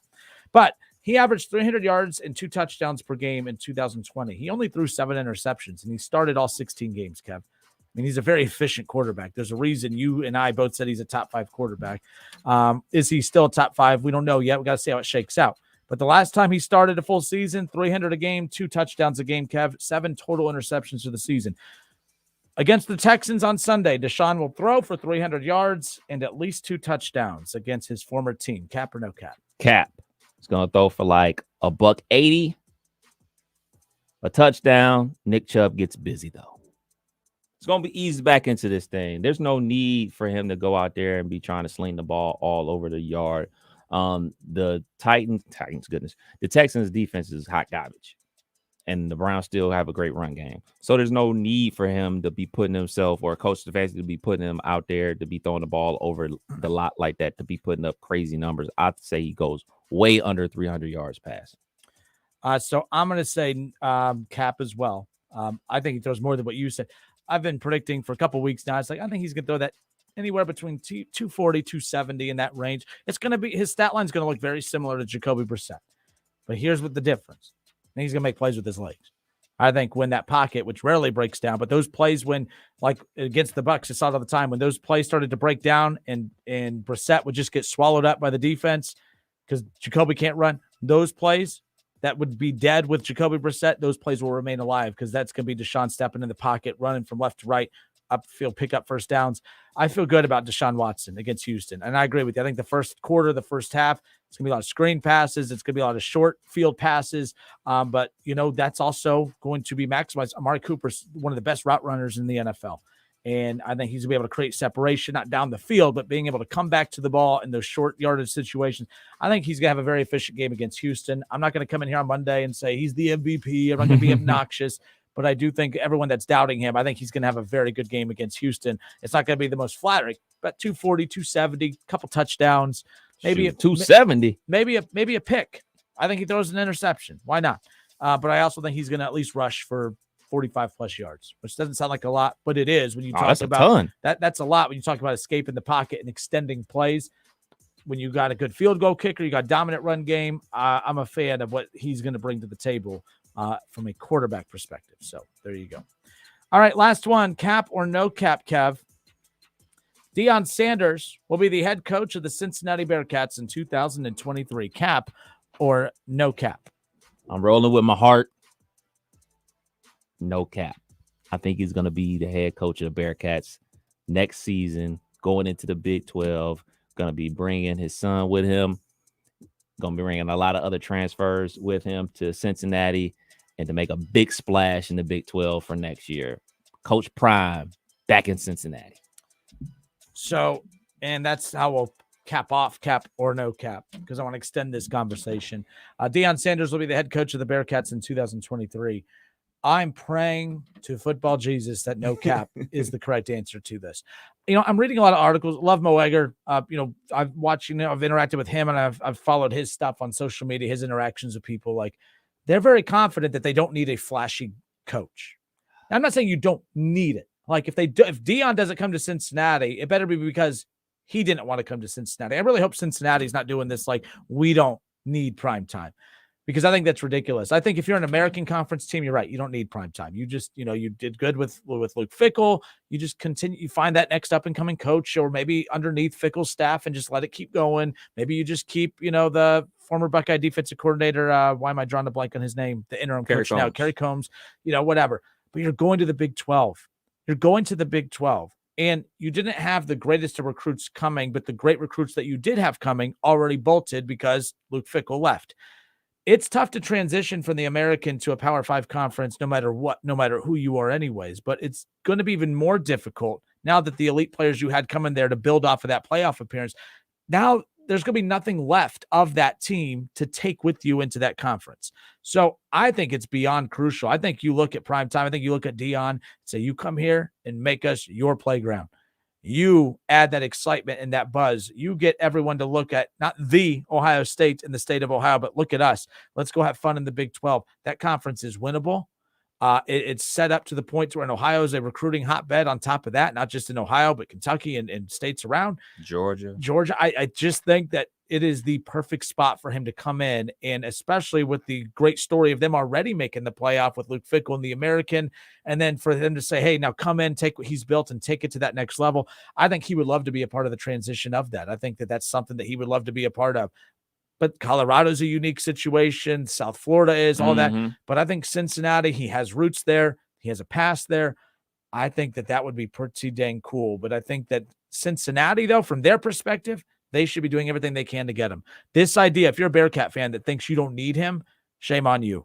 Because this is not going to be a pretty transition. This isn't going to be, let's just go get some 2s and 3s and we'll develop them and hope for the best. No, you go get your 2s and 3s and develop them along with the 4s and the 5s that Deion's going to be bringing to Cincinnati. So I'm going to say no cap because I'm praying. I want it. I don't know if I'm not going to leave Ohio State's fandom for Cincinnati, right, but I'll be a big-time supporter of the Bearcats, especially if Deion's there, because that would just be insane. That would be huge for our area. It'd be awesome. It'd be awesome for the whole state. And another thing to think about is, well, I guess this is more of a question for people that live in Cincinnati and follow Bearcat, not only football, but basketball. Like, think about when the Bearcats basketball team was at their peak, minus the Oscar Robertson years, obviously.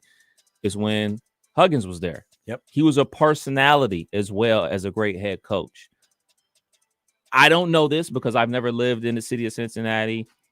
Is Cincinnati, is the city, is the administration of the university with a eccentric personality? And not some guy that wears a fur coat and puts a fake and not some stick to the topic, Kenner. Not some white dude who puts a fake grill in just to try to get attention like Joe Burrow. I mean, like an actual personality. Are they down for that? Will they be okay with that? Will they be okay with, the head coach being center stage and holding court, so to speak, a la how Bob Huggins used to do? Is that okay? Is that something that the administration will be cool with? So that would be my main question for people that follow the program heavily or are from Cincinnati. All right, folks, that wraps it up for us. Ohio State, when we come in on Monday, hopefully we're talking about the Buckeyes in the college football playoff. So Selection Sunday, this Sunday, Frickers in Miamisburg. come hang out with Kev Nash and myself. We're going to Yes, be sir. live at Frickers in Miamisburg, getting you set for, hopefully, the announcement of Ohio State being in the college football playoff. Selection Sunday, Frickers, Miamisburg, the Sunday morning tailgate show. Kev Nash and myself, come on down, hang out with us. Going to be a good time. ESPN Radio's Heather Dinich will be calling into the show. Pretty cool stuff there. And then tomorrow, if you're heading to Reds Fest, come find us. The Justin Kinder Show with Kev Nash, presented by Arrowhead Tax Service, a special Saturday edition of the show. Martin Neal and I will be bringing you a live show from Reds Fest, 11 a.m. to 1 p.m. Former Reds players, current Reds players, front office personnel, current media members. Marty Brenneman, pretty jacked about tomorrow's show in Cincinnati. All right, go Utes, go Reds, go Bucks. Go Springfield Wildcats. Go Springfield Wildcats. We'll see you guys on Sunday at Frickers for the Sunday morning tailgate show, and hopefully tomorrow at Reds Fest. Thank you, Arrowhead Tax Service, for jumping on as the sponsor of the Justin Kinder Show, live from Reds Fest, by the way. You hit the excuse bell? No, it's just a cord, but there you go. Have a good weekend, everybody.